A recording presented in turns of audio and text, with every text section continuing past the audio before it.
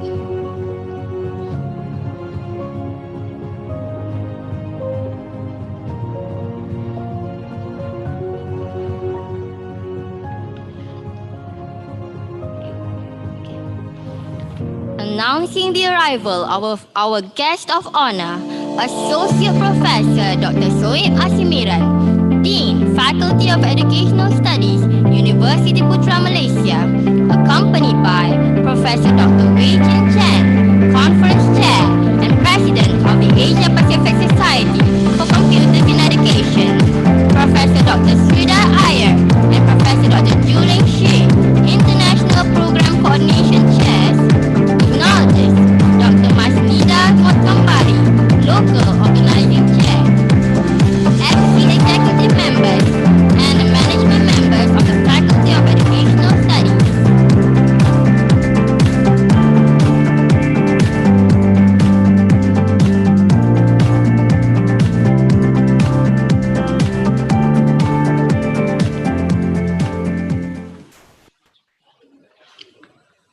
In the name of Allah, the most gracious, the most merciful.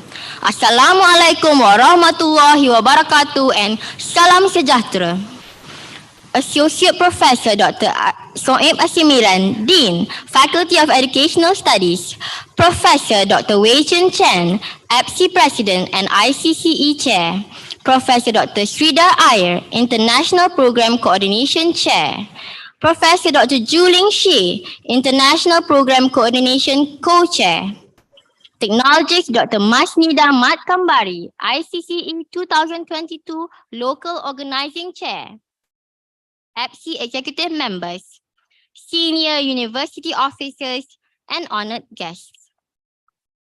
Welcome to the opening ceremony of the 30th International Conference on Computers in Education, ICCE 2022.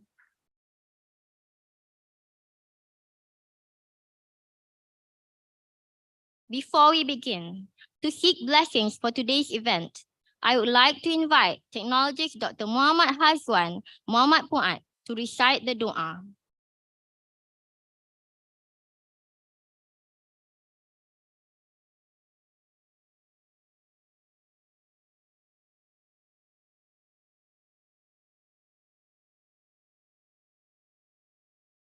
Bismillahirrahmanirrahim. Alhamdulillahirabbil alamin. Wassalatu wassalamu ala asyrafil anbiya'i wal mursalin wa ala alihi wa ashabihi ajma'in. Allahumma inna nas'aluka 'ilman nafi'a wa rizqan thayyiban wa 'amalan mutaqabbala. Ya Allah, Ya Rahman, Ya Rahim, we express our gratitude to you for following us to attend assembly on this auspicious morning. Praise be to you, the most compassionate, the most merciful. You alone do we worship, and you alone do we call on for help. Only in you we extend our gratitude for all your mercies and blessings. Ya Alimun Ya Hakim, in conjunction with this opening ceremony of the 30th International Conference on Computers in Education, ICCE 2022, we ask for your guidance and strength. Please expand our heart to receive knowledge, understanding, and wisdom. Indeed, you are the all-knowing and the all-wise. O Allah, show us the truth as true and inspire us to follow it. Show us falsehood as falsehood and inspire us to abstain from it.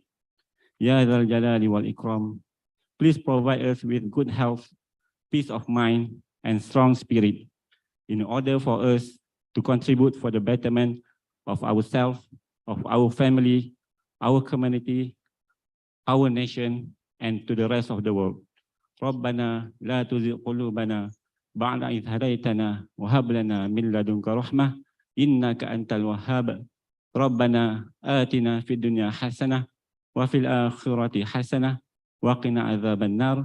Walhamdulillahi rabbil alamin.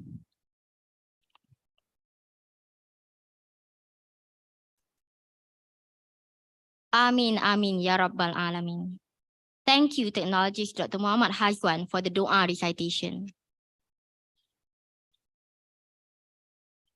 Ladies and gentlemen, ICCE marks the beginning of something new. For the first time in 30 years, ICCE is conducted as a hybrid event in 2022.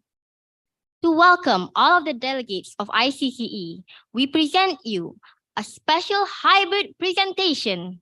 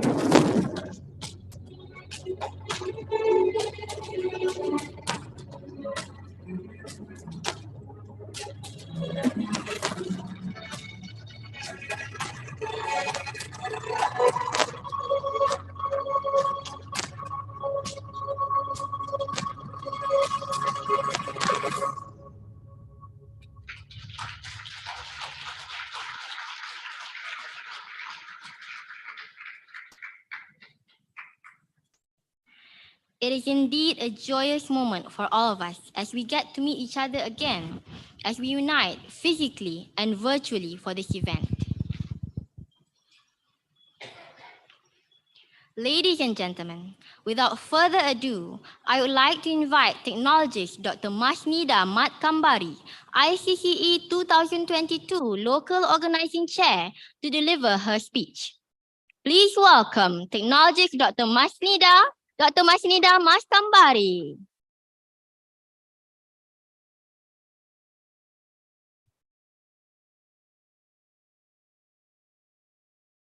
Assalamualaikum warahmatullahi wabarakatuh, and a very good morning.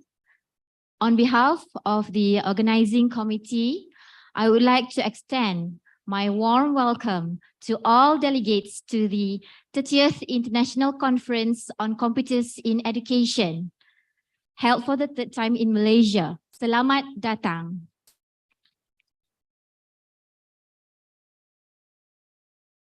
It is a great pleasure an honor to host ICCE 2022 as it recommences physically this year, adopting the hybrid mode.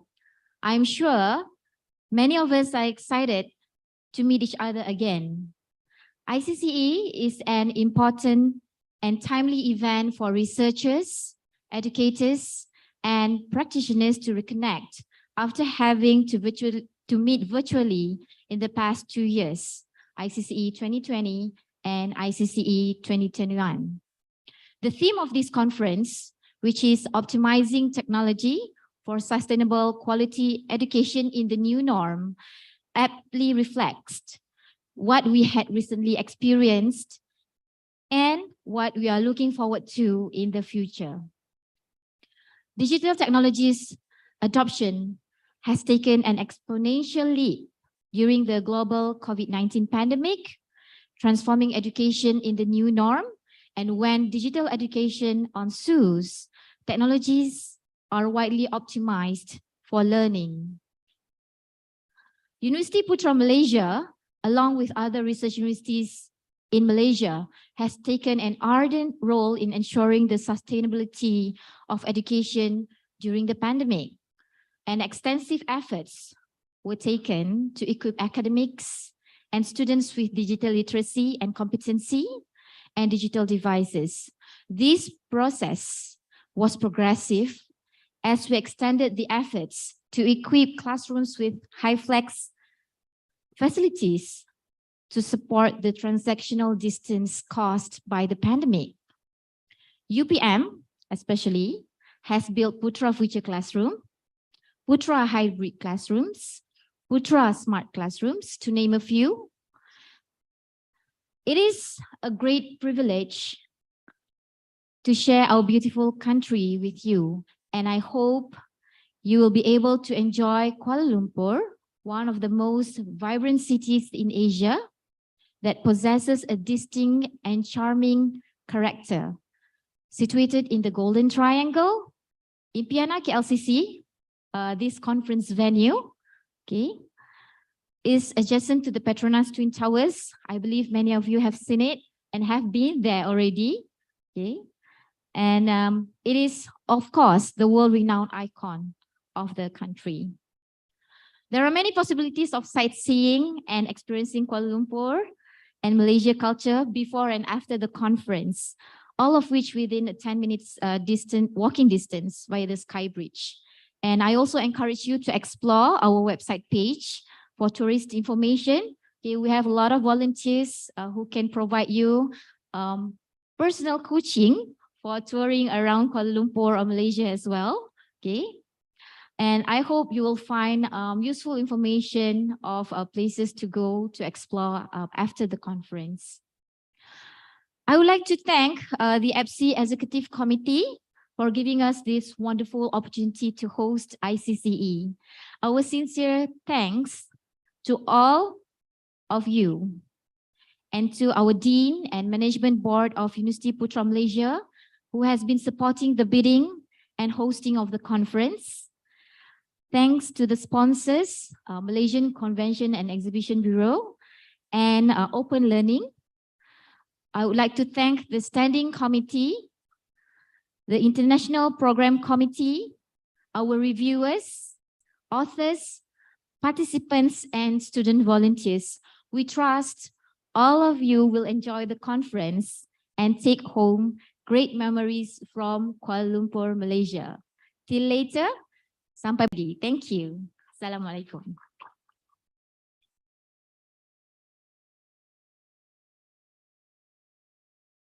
Thank you, Dr. Masnida Ahmad Kambari, for the welcoming remarks. Ladies and gentlemen, now I would like to invite Professor Dr. Wei Chen Chen, Conference Chair and President of the Asia Pacific Society for Computers in Education, to deliver her speech. Please welcome Professor Dr. Wei Chen Chen.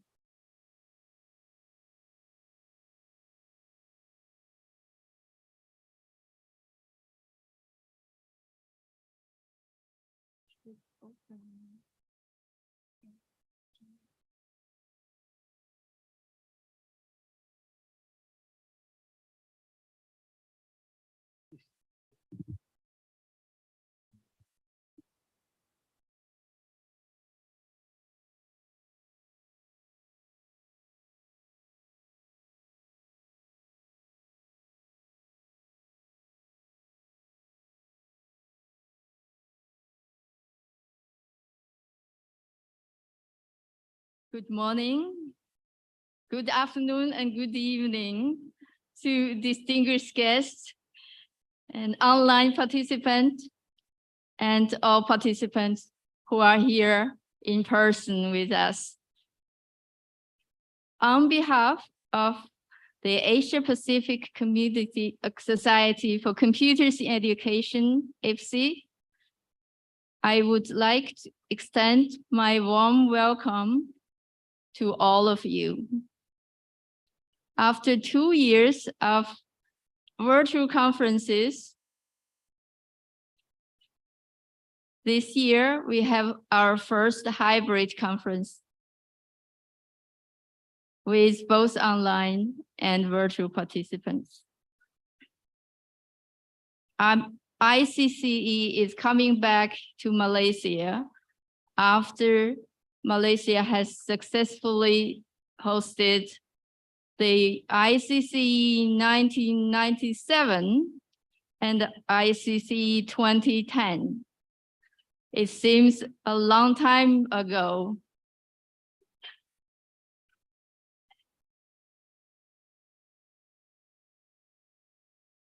Every year, we have new participants, new researchers, and new students who join our society and join our conference. Therefore, I would like to give you a brief introduction of the Asia Pacific Society of Computers in Education.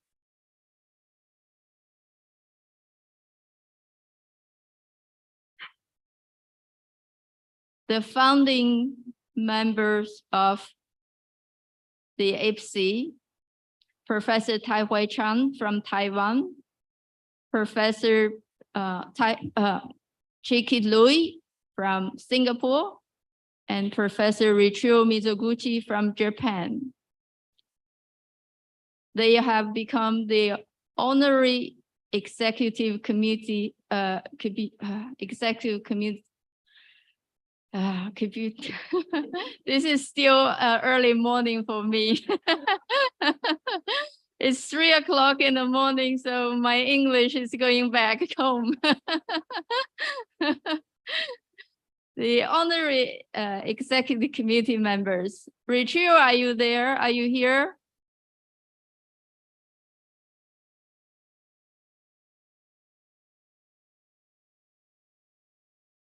And their vision and their wisdom are still continue guiding us in the development of our society. And ICCE has been growing since its establishment in 2004. And thanks for all the commitment and contribution of all the members through many generations. ICCE is one of the fast growing community society in computers and in education in the world. Other communities, societies looking at ICCE, they see a healthy and dynamic society, and they wanted to collaborate with us.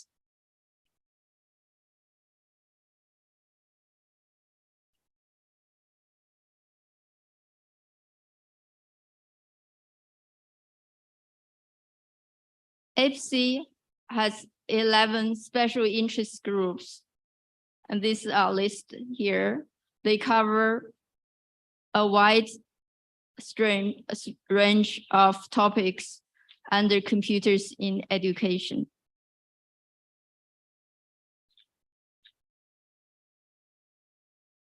And ICCE has also 7 subcommittees, which are managing the activities under ICCE. I will go briefly through the subcommittees. First out, the award subcommittee led by Tanya, who is sitting here.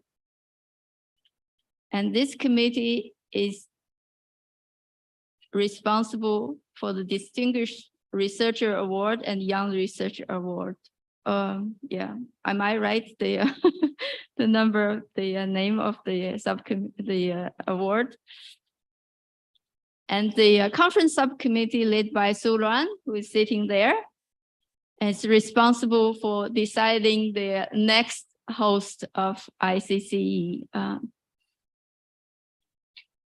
The education subcommittee led by Hiraki and co-chaired by Yan Jie is responsible for a number of activities such as the doctoral consortium and the student wing and the merit program.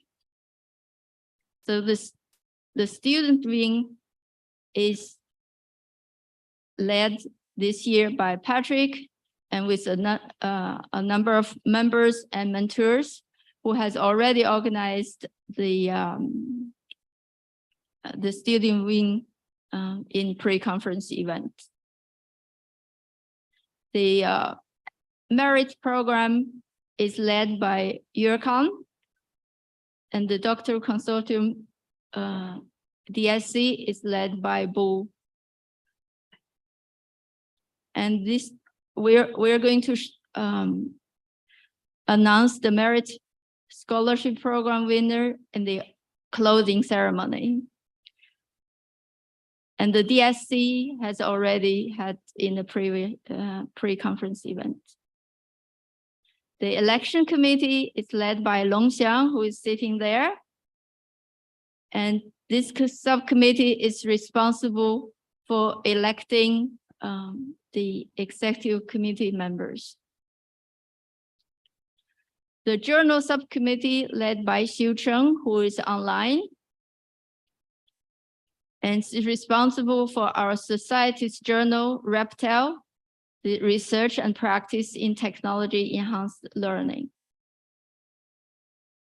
This year, we are working to in the transition between Springer to our society hosting the Reptile website. So from 1st January 2023, you will see a new platform for the journal. And also the tweet, the social media is still the same. Please share this information and tweet. The outreach and publicity subcommittee is led by John. And this committee is responsible for dissemination and promotion of ICCE. And under this, we have the ICCE corporate designer, Sharifa, who has contributed a great deal for designing our logos and different type of dissemination material. And the SIG Special Interest Group Subcommittee is also led by Long Xiang, and who is guiding and managing the matters related to SIG. And one of the most important activity is the SIG webinar series. And as you have seen, we have by this year, we have 30 webinars organized by each of the SIGs.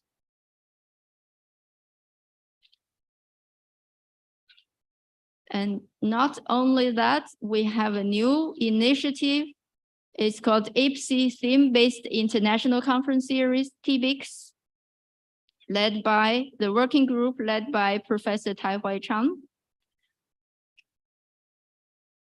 And this working group is responsible for the different theme-based conference related to ICCE. So in 2022, we have successfully hosted 2 TBICS, the International Conference on Future Language Learning, ICCE, and the Conference on Computational Thinking Education and STEM Education, CTE STEM.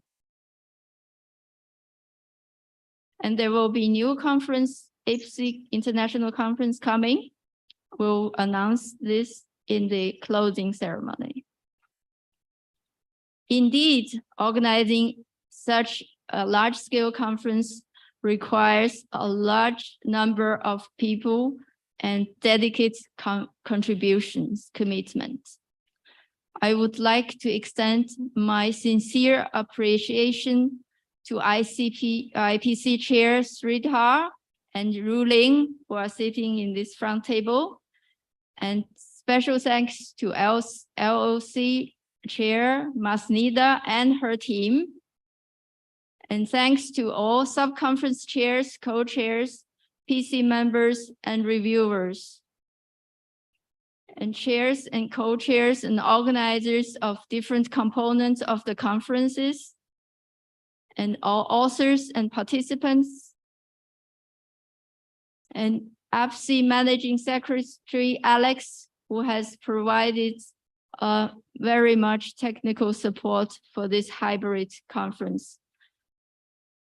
And last but not least, I would like to thank our consultant who has provided support and guidance along the way. All these people's names are included in the proceedings and the conference handbook. And with all that, I would like to thank you and hope you have a fun time and productive conference in Malaysia. And thank you. Terima kasih.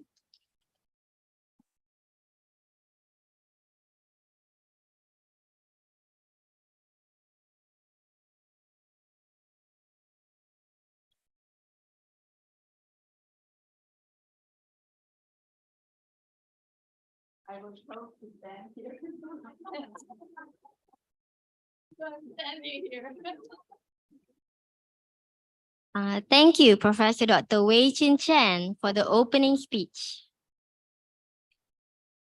Ladies and gentlemen, I would like to invite Professor Dr. Sridhar Iyer, International Program Coordination Chair, to deliver his opening speech and conference report.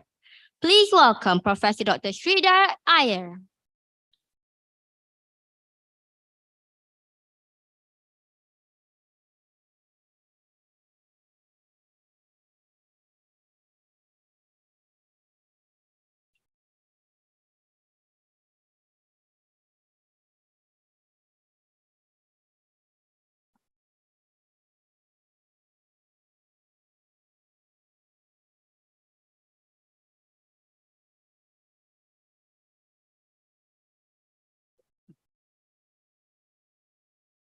So I learned two words yesterday, Salamat Datang. Okay, so mine is a very pleasurable task of simply giving you the opening ceremony report, opening conference report. So without much ado, let me start off with the standing committee. And instead of reading out the names, let me tell you one anecdote about each of them, right? So, and how they have kind of, made my life easy. So as the IPC chair, my job is to make sure that the program is well set up and papers are of good quality and so on and so forth. And often I used to get anxious about, am I doing things on time or not? And for that, we had, the consultants, Didit, who had run it last year. I simply followed her time schedule, just replaced 2021 by 2022, and everything worked out neatly. And there were many times when I used to wonder, what's the next thing I need to do? And to my surprise, I would get a reminder from Masnida saying, hey, Sridhar, you need to do this. And that would be the easiest way of doing things. And in a couple of times, actually, I was traveling and then we had to make the program schedule. And I botched it up terribly. And Juling says, yeah, give me 2 hours, I'll fix it. So that got fixed. And then Vaichin did a lot of working on putting the program schedule together. And of course, there was Lung Xiang to make sure that we didn't stray off the script too far from the script. So that's basically been the role of all the people on this list and how they have contributed to making the program today. And then, of course, for the several sub-conferences, like there are 7 sub-conferences, as all of you will be knowing, you would have submitted your papers to one of them. And for each of the sub-conference, there is the PC executive chair who has been instrumental in getting papers as well as getting the papers reviewed and so on. So I'm not going to read out everybody's name. Maybe I'll just mention the chair's name. So C1 is Pachirin. C2 is Sahana. C3 is Ritajit. C4 is Danir. C5 is Mauna. C6 is Liliana. And C7 is Shitanshu. So these are the 7 sub-conference chairs and co-chairs who have actually put the whole thing together. My job has largely been one of driving the timelines and sending out emails and bugging people to do things on time. So I really didn't have much to do beyond that. So these are the people who actually did the work.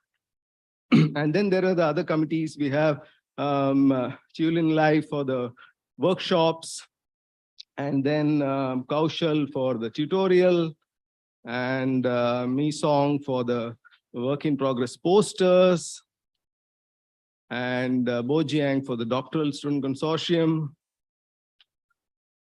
Maiga for the early career workshop, and Jai Krishnan for the panels. So these are all the people who did all the work for ICCE. Extended summaries was, some of you may have noted that there was one more category which was recently started about a couple of years ago. So some of you have submitted papers to that. So we have Lydia who handled the extended summaries, and Gokan who handled the merit scholarships, And the award selection is again being handled by Julian. Okay, so program at a glance, I'm not going to read this out. You already have the program book with you. And just to give you a very brief overview, we have 4 keynote speakers, excuse me, 3 theme-based speakers. There are 30 parallel sessions, and as compared to the 24 in 2021, 21 posters. As sorry, can I get some water?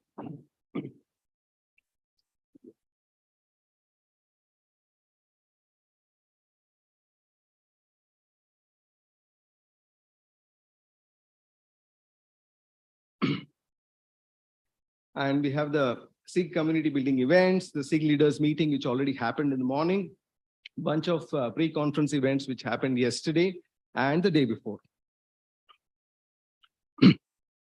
So the main conference events, 4 keynote speakers we have. Again, you've seen all this in the program book. So we have Professor Gordon Chen from National Central University, Professor Rebecca Ferguson from Open University UK. We have Professor Ryan Baker from University of Pennsylvania, US. And we have Professor Sulon Wong from University Putra, Malaysia. And then theme-based speakers, again, you have Dr. Hyojung So from Eva Women's University, Korea. Then we have Dr. Jan Van Alst from the University of Hong Kong. I don't think he's at Hong Kong currently. He's probably going to be speaking to us from somewhere in Europe. And we have Dr. Yuju Lan from NTNU Taiwan. Okay.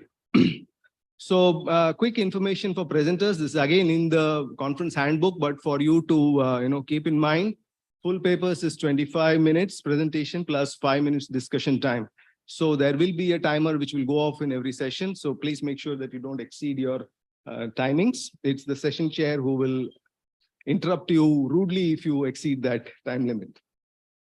So we have a short paper, 15 minutes plus 5 minutes. And we have extended summaries as 10 minutes plus 5 minutes. Posters and VIP are in hybrid mode on Wednesday and Thursday during the lunch slot. So the online one is happening on Gather Town, and the in-person one will be happening here and in these areas outside. Okay. All right, all the sessions of the main conference program will be recorded and be available for viewing for a number of days. Okay, having said a whole bunch of this, now we'll go to look at a little bit of statistics.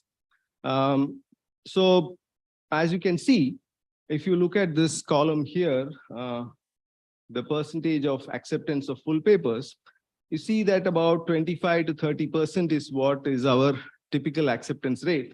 And that has been held more or less constant over the years at ICCE. Okay, this year we have a little more higher overall acceptance rate. If you see that it's typically expected to be around 70, 75%, but we have numbers going up to 80 and 90. Okay, so the reason for that is that there were a large number of student authors this time. And so many of them have been accepted as short papers and posters to give students a chance to attend the conference, get feedback on their work and so on. So this has been a deliberate decision to include more student author papers in this ICC. Okay.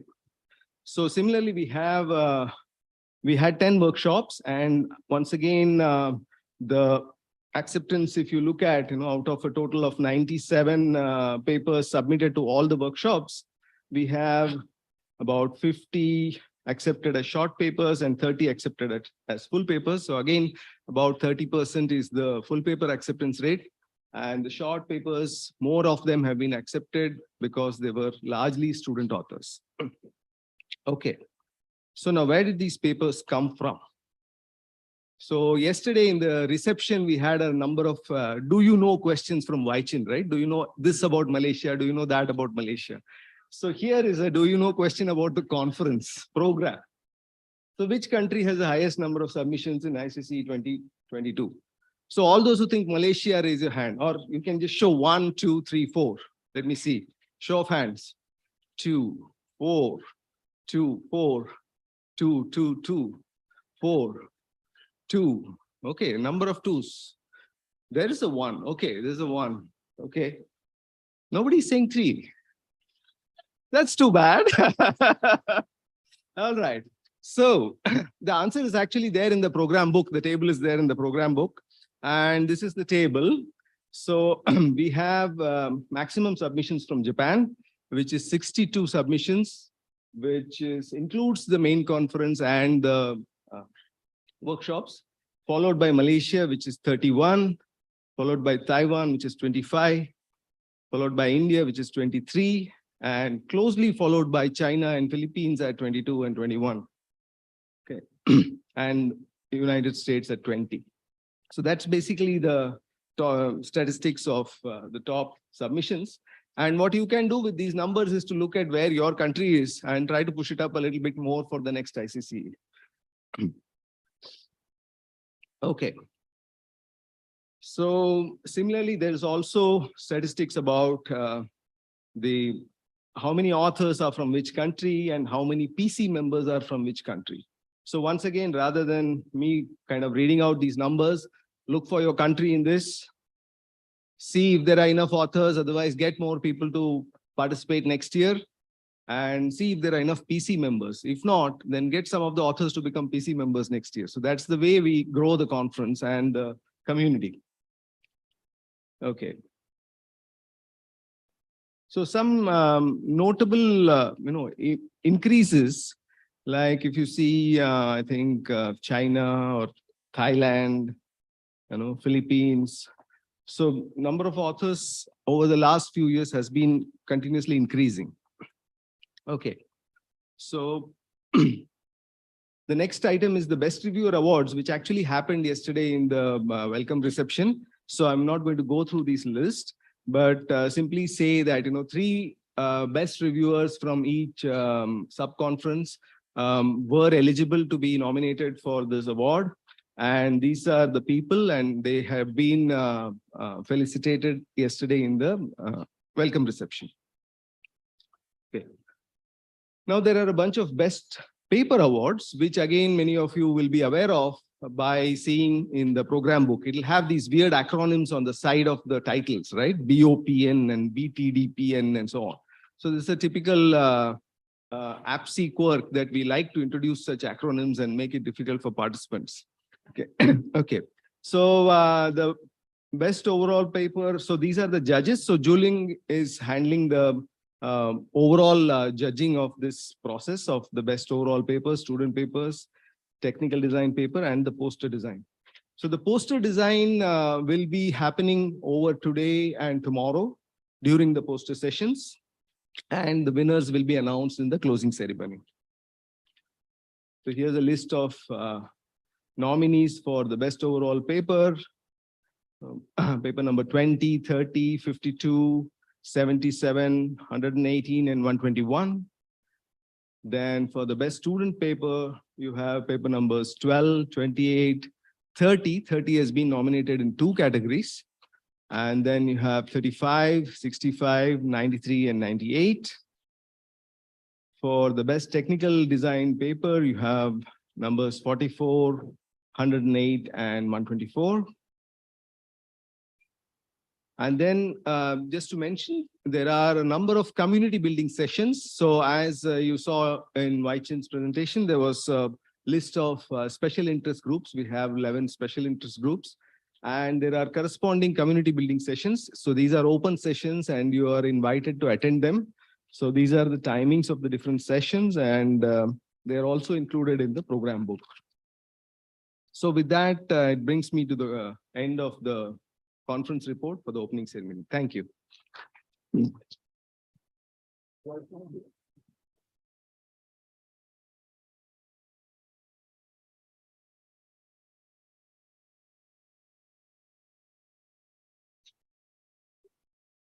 Thank you, Professor Dr. Sridhar Iyer, for the opening speech and conference report.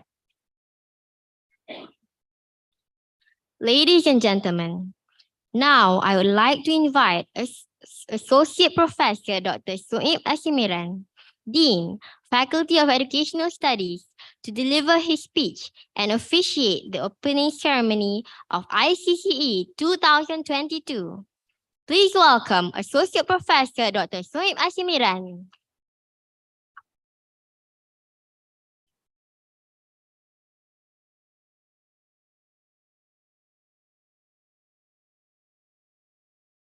Thank you, Nadira, our MC for today. Assalamualaikum warahmatullahi wabarakatuh. Very good morning. Welcome to Malaysia. Selamat datang. So, Irashai Messi. Japanese. Alhamdulillah. Praise to Allah subhanahu wa ta'ala for His grace and mercy to have bestowed me the opportunity to be part of the 30th International Conference on Computer in Education, ICCE 2022. So my beloved Chairman, Professor Chen, Dr. Masida, the organizing committee, and all committee members and fellow friends, participants, presenters, students, and also my beloved staff from the Faculty of Educational Studies who have been working very hard to ensure that ICCE 2022 is a success one. And I would like to congratulate them, and you have done an excellent job. Thank you very much.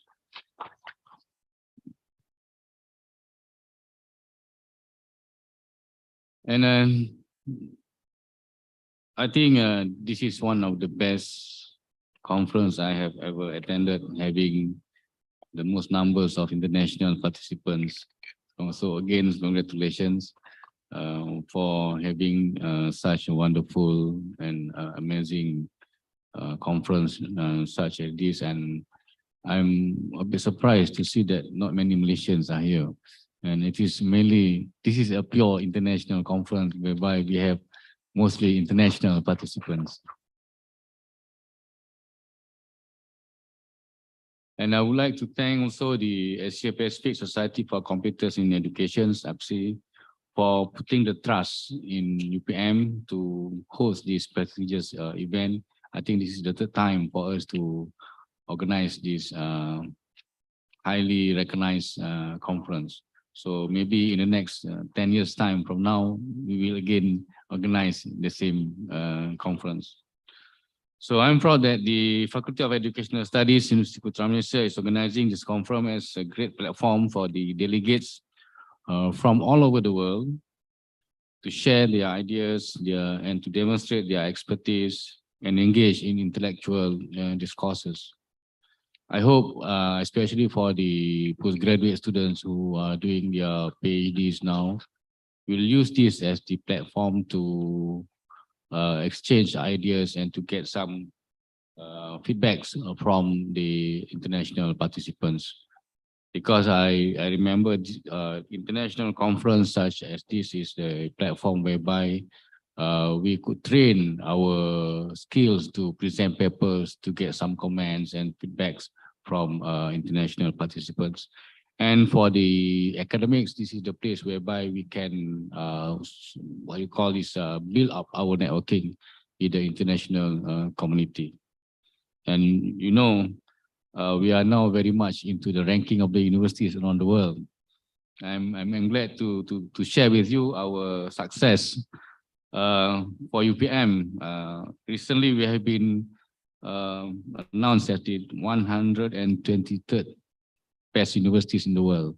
So we are very proud in UPM, and we are now trying very hard in the next couple of years, hoping that we'll be in the top 100 universities in the world. So let's do our work together and try to strive for the top 100 universities in the world.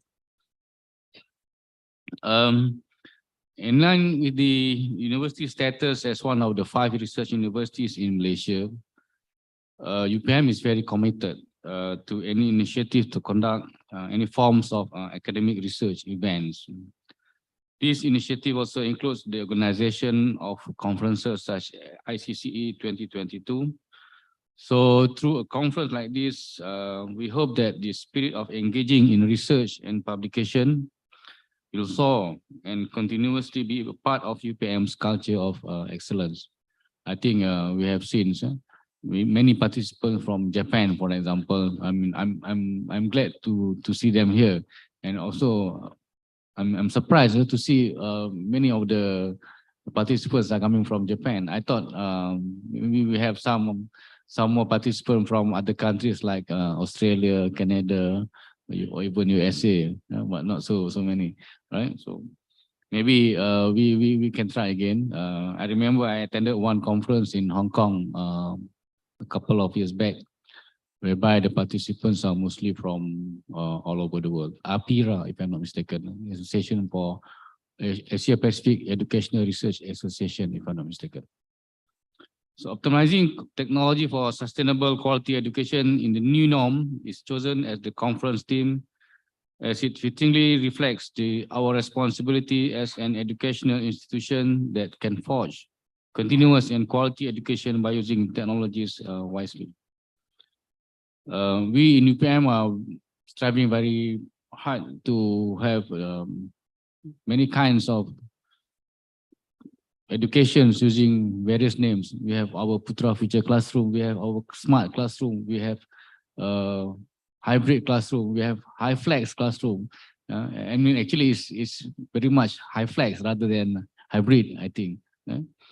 So I believe this concerted effort of empowering our education will make us ready to face the competitive era that can sustain within the era of disruptive technologies by fully utilizing the Internet of Things, artificial intelligence, and navigate through the Industry Revolution 5.0 swiftly.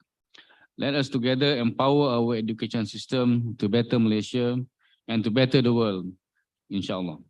The future begins today, and let us all work together continuously. I think regardless whether in Malaysia or in Japan or in Taiwan, in India, I think we believe we are now moving towards the new norms of education, whereby using technology is our new way of life. It's no longer face-to-face education. I think in a way, when pandemic COVID-19 strike the world, there is a blessing in disguise as well, because we have come up with new forms of educations delivery. We are no longer depending 100% on what you call this face-to-face meeting, but then we can have classes everywhere or anywhere in the world. Just that we have to solve one of the biggest problem, one of the biggest challenges is about the infrastructure.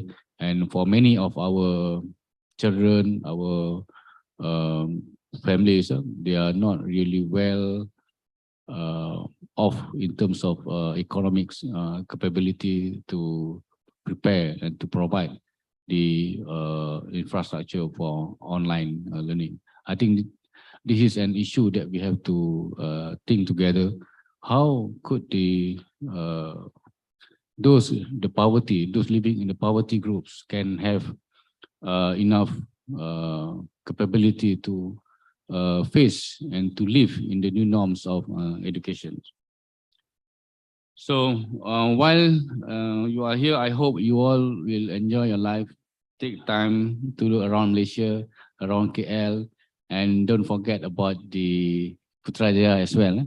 Putrajaya is a beautiful place whereby you have the biggest roundabout in the world, as mentioned yesterday. I didn't realize until yesterday. I drive there most of the times, but I didn't realize that is the biggest roundabout in the world. I think we are glad to put that into the Guinness Book of World of Record. So I think I'm not going to take much time. On that note, it is my pleasure to officially declare the 30th International Conference on Computer in Education ICCE 2022 open. Wabillahi taufiq wal hidayah. Wassalamualaikum warahmatullahi wabarakatuh.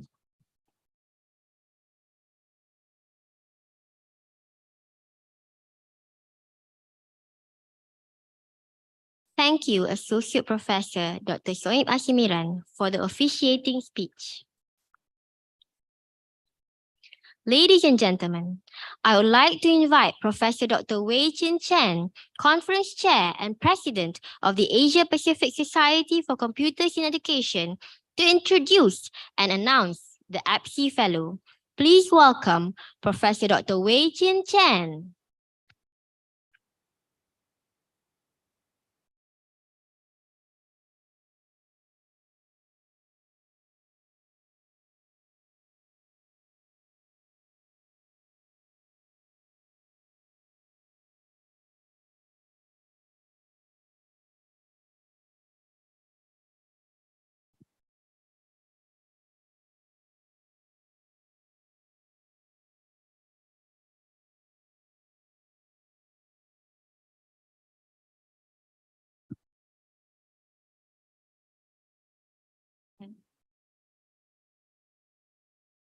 It's my great pleasure to introduce the new APSI Fellow.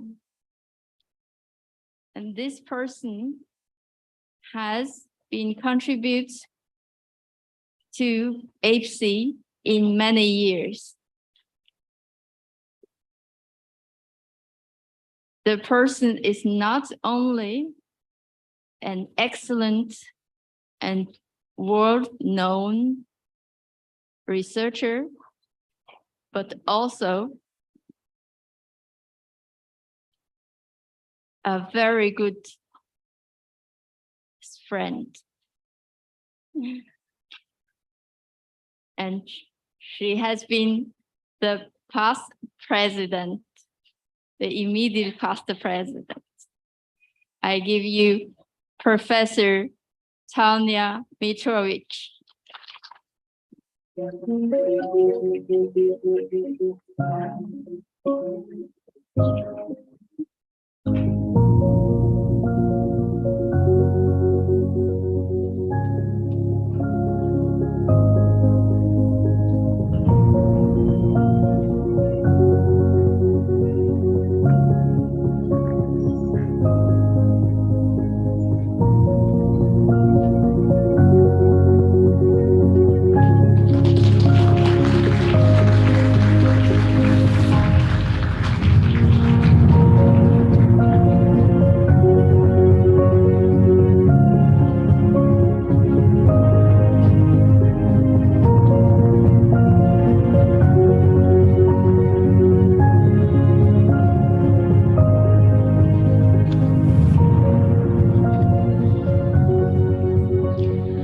Thank you, Professor Dr. Wei Chin Chen, for the induction of the APSI Fellow.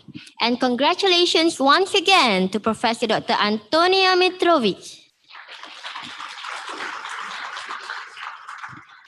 Thank you very much. I have to say I'm very, very nervous. Now I know how actors feel when they get Oscars. I'm deeply honored by this. When I received the email about the induction, I was completely surprised and I'm pretty much speechless. I think there are many people who deserve this much more than I do. EPSI has been like a family to me. I've been coming here for more than 20 years and I have great memories from previous ICCE conferences and also lots of friends. So I'm looking forward to much more of that in the coming years. Thank you very much.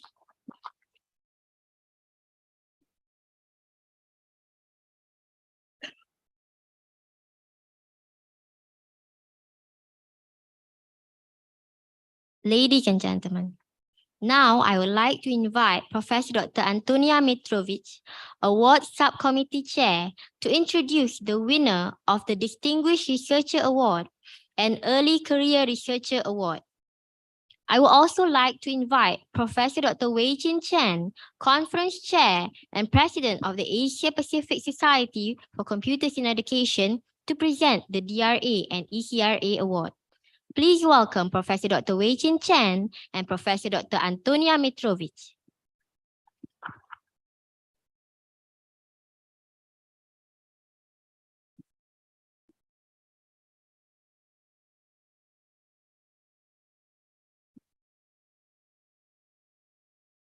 Well, on the behalf of the awards committee, it's my great pleasure to be able to announce the awards.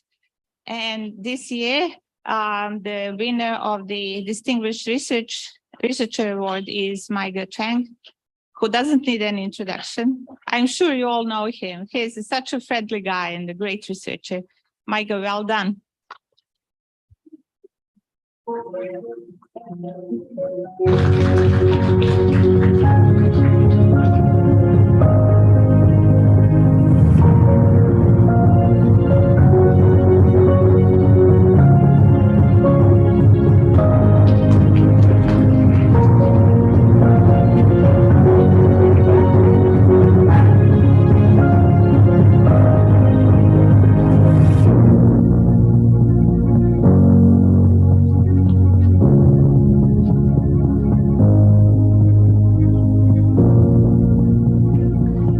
And we also have another award. Just announcing. Okay, so Dana Sun is the awardee for the Early Career Researcher Award. She is not here, but I'm sure she's listening, and let's give her a lot of applause.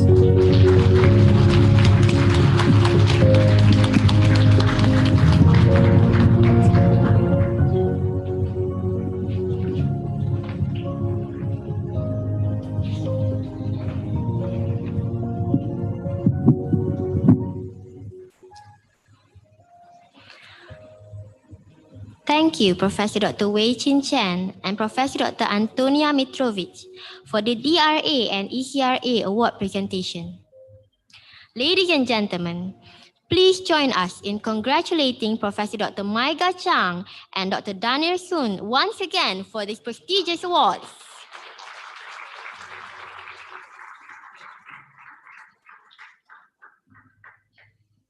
Ladies and gentlemen, now let us enjoy a few cultural performances. Starting with a silat demonstration by Pertubuhan Seni Silat Sukmorogo. Please welcome Pertubuhan Seni Silat Sukmorogo.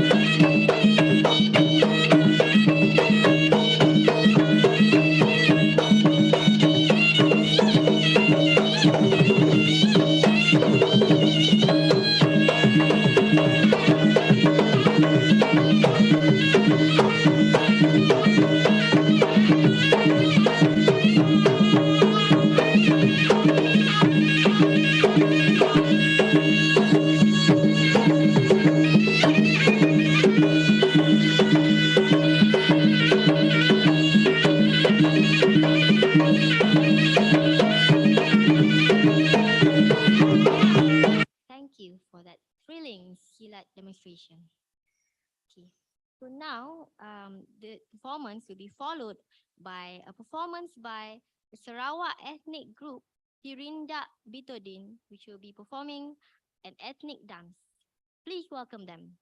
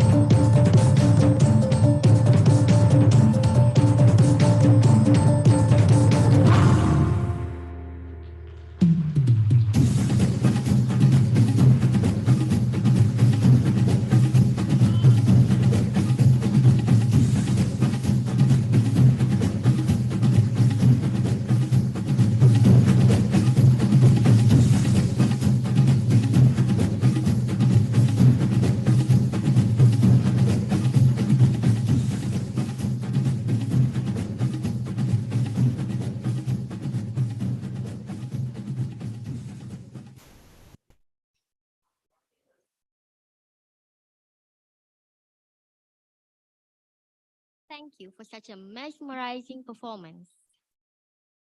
Next on the list, we have a wonderful performance by Zulaika and Zahid singing a few traditional songs. Please welcome them.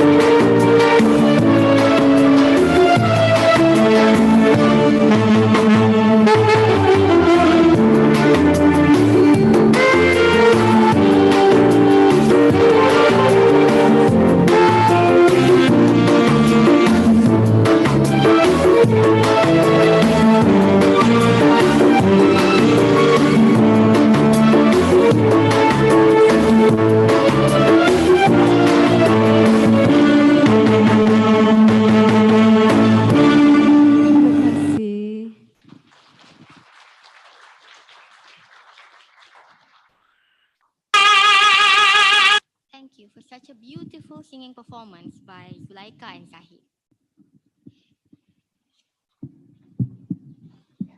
Ladies and gentlemen, now I would like to invite Professor Dr. Maiga Chang to deliver the Distinguished Research Award speech. Please welcome Professor Dr. Maiga Chang.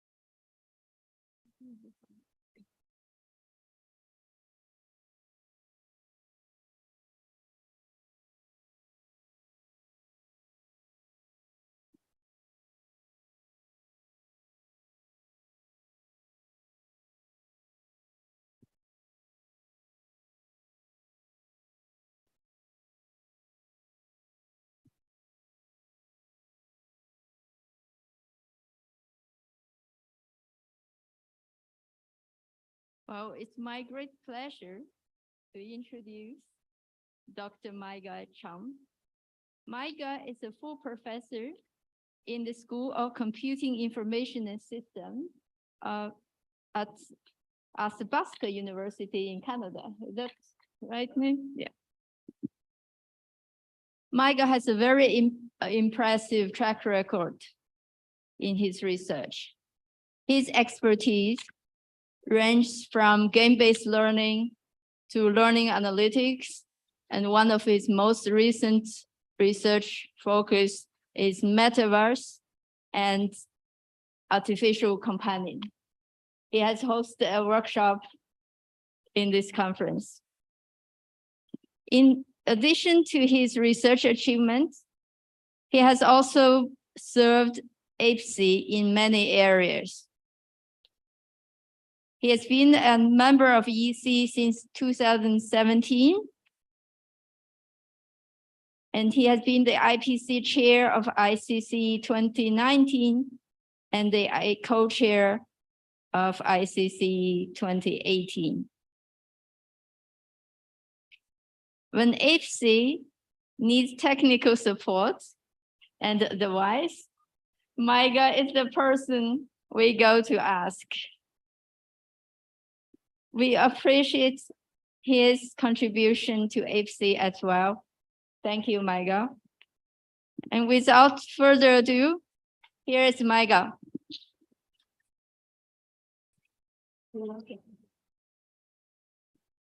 Thank you so much. First of all, it is my great honor to receive this award from one of the most important international organization on educational technology. Receiving this award is not just a recognition for my research direction and outcome, but also encouraging me to do further research more and better. I also want to thank my wife, Jenny, for her tolerance and sacrifice during this process. You know, we have online meetings, especially in the midnight or in the very, very early morning. The noise of, can you hear me? I can hear you. Can you hear me? That's a feeling of the house. And no matter where you are, you cannot avoid that. And also when she hears me saying, oh, your voice is breaking up, I cannot hear you, she actually disconnected from Wi-Fi silently to yield me more bandwidth. So Jenny, thank you so much. Without your support, I cannot do better research.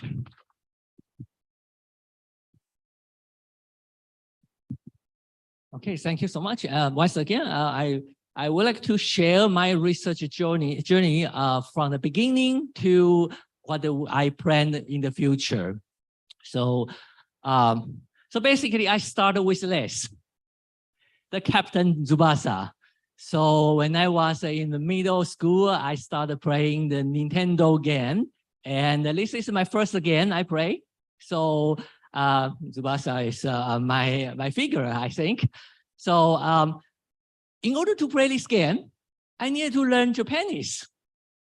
See, everything is in Japanese, so you need to learn how to maybe I pronounce it so you can understand a little bit, like a pass, like a shoot, and so on. Also, when you play the game, like this one, this is the Romance of Three Kingdoms. That is Senko Ji 3. So you need to know who is the figure, who is the most important people. They are going to come out from where. So you learn the history, you memorize when you should go somewhere to recruit them and so on. So you learn history also from the gaming. So that is my thought. Can we have the game or the in-game components to embed it into the learning, so we can encourage people who, like me, don't like reading, but they like playing game. So that is what we are doing. We have the trading card game. We have the in-game card as educational reward, which all open access by anyone. You can access that for free. So we designed and developed this game, the in-house trading card game, based on 3 very famous trading card game like Yu-Gi-Oh! And the Magic Gathering and so on. So based on those rules, when we applied to the schools, you can see students, they are very actively to answer the question, because when you answer the question correctly, you will get the in-game card as a reward. So you can play maybe better or not, depending on your wisdom. So we also have this experiment done. You can see that the control group who don't get any card as a reward, their performance is not going up, but actually decreased. On the other hand, the experimental groups, all the 3 classes, their performance increased a lot. And this is what the trading cards we have. We collaborated with our school students. So usually they come to Canada in summer and help us to develop, design the new cards. So they look quite good. And in UK, I think last year or 2 years ago, I received the Trinity Primary School, their principal sent me an email saying that she read our paper published in Reptile, which is our APSIS journal, and she actually applied the same technique in their school, and she will let me know what will happen later.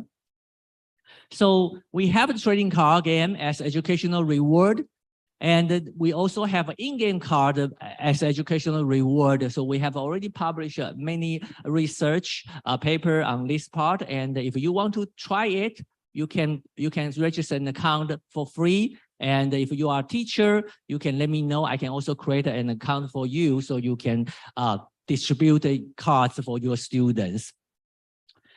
So trading card game is just a reward.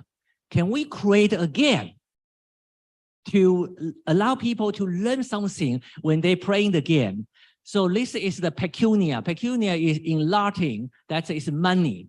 So we're trying to teach students who just graduated from high school to learn the finance concept in Canada.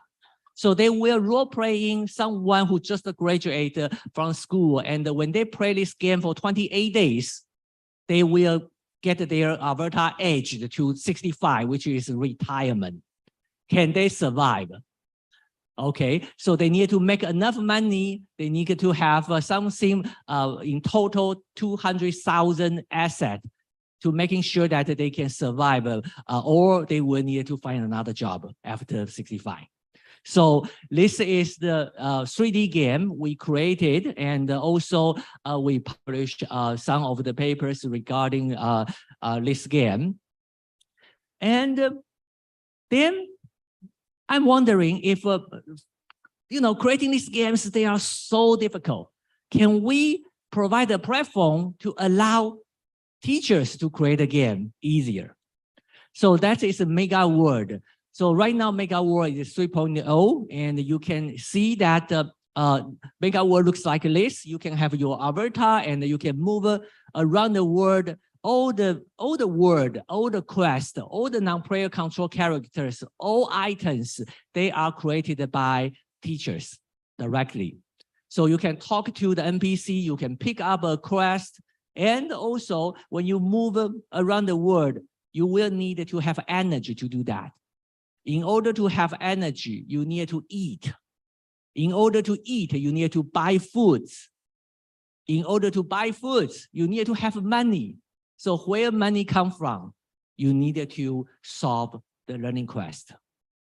Okay, so this is also the multiplayer game. So you can also see other players in the world. So here you can see we also have some icons, and we also have our school students to help us every year in the summer to create a new icon, new tires, and so on. So if you move around the world, you can see others. You can talk to them. When you create the word and the quest, you can use any language you need. Japanese and Hindi, that is all fine. So this is what the teachers, they can do. They created the virtual world by themselves. They can create a small size, large size of the world, depending on their needs. Also created the NPC. And we also publish a lot of mega word research online. You can also take a look. However, we have a challenge. When people, they play this game, they want to see others. They don't want to play a single player game. They want to see others. So when we do research, that is okay. We have a class play the game. But after that, no one play the game. So even one person play the game, they see no one else, then they drop. So we want to have a virtual players to play the game and interact with them from time to time. So we started to create the virtual player with natural language processing techniques and so on. So we have the virtual player that can talk to the player as well as play the game with them. And we want to monitor that situation. And we want to help teachers to create their own virtual players. So that is why we created this workshop that teachers, they can create their virtual player or chatbot very easily, and also monitoring what happened inside the virtual world. What this virtual player is interacting with others, who are the most frequent interactions between a virtual player and others. So you can see, you can enable any virtual player directly and see what happened there. Of course, I have a dream trying to see if we can make some kind of relationship between the virtual player and the real player and see what will happen when we disable the virtual player. So if they already have a relationship, okay. Anyway, but that is an ethical issue. We also created this block-based chatbot visualized environment. So basically, in this environment, you can drag and drop different puzzle, and then you can create a chatbot very easily. So you can also practice you can also talk to the chatbot, and the teachers can also see how students or learners interact with chatbot. So that is one more visualized environment we provide. And this can also be used by asking students to create a chatbot based on the knowledge you teach them in the class and see if they really understand that. So we also provide a list, another speaking-based virtual character creation. So as an English teacher in Brazil, they have a difficulty to teach students speaking in English. So in this case, they can create the NPC, non-player control character, and then students can talk to NPC. They cannot type. They can only speak to the NPC. So this is the other research we have done. And if you want to take a look and try it, you can also do that. But no matter which one we created, you needed to create a knowledge for the computer. So can we ask the computer to read the knowledge by themselves and then interact with people? So that is our latest research. So we have this askable summary research that can automatically read any learning materials in English. And then students, they can ask a question.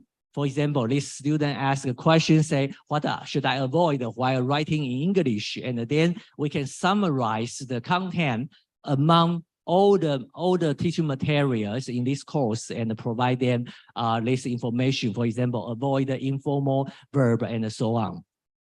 And we also create a Moodle plugin with the same functionality. So teachers, they can do the setting by themselves.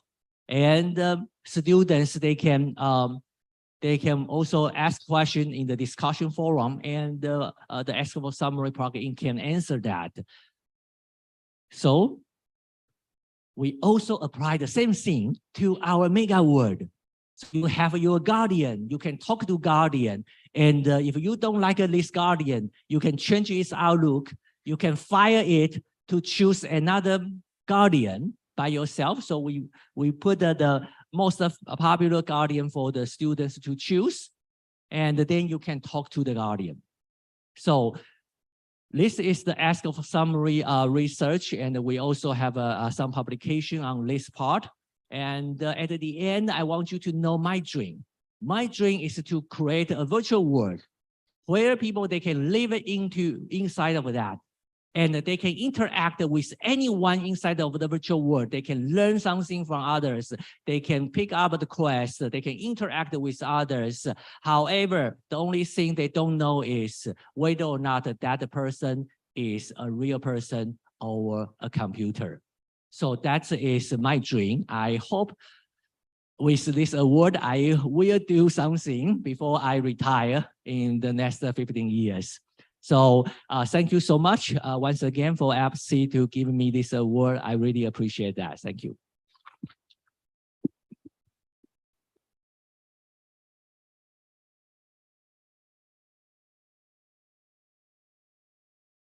Thank you, Professor Dr. Maiga Chang, for the DRA speech.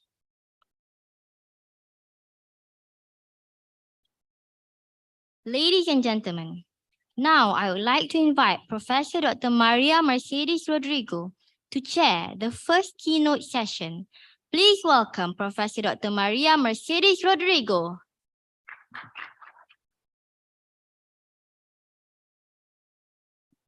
Hello, thank you very much. And thank you to everyone for coming to ICCE 2022. It's my honor to introduce our first keynote speaker, Dr. Ryan Baker from the University of Pennsylvania in the United States. If you look at your program guide, you'll see a sentence that says that Dr. Baker has co-authored published papers with over 400 collaborators, and these are collaborators from across the world. I'm very fortunate to be counted among them. One thing I know about Ryan is that we have been friends since 2006. And in those years, I've known him to be extremely generous with his time, with his knowledge, with his willingness to mentor young researchers. We are very fortunate to have him today, and we are very grateful. So Ryan, please.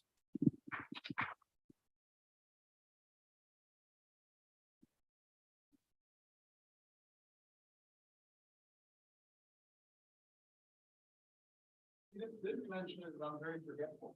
I almost forgot my suit.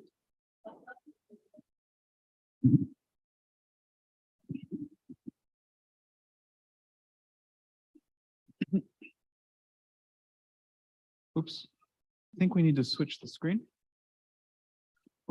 While we get the screen switched, thank you all for being here. I'm honored, deeply honored to be here, and goodness, thank you for all still being here, because we've had quite a bit of entertainment and learning already this morning. And that was a really interesting talk we just had, and some great entertainment. I feel humbled because I feel like I can't possibly be as entertaining or as interesting. I will confess that there is neither singing nor dancing in this presentation. And that's a good thing. So today I'll be discussing when might a detector generalize.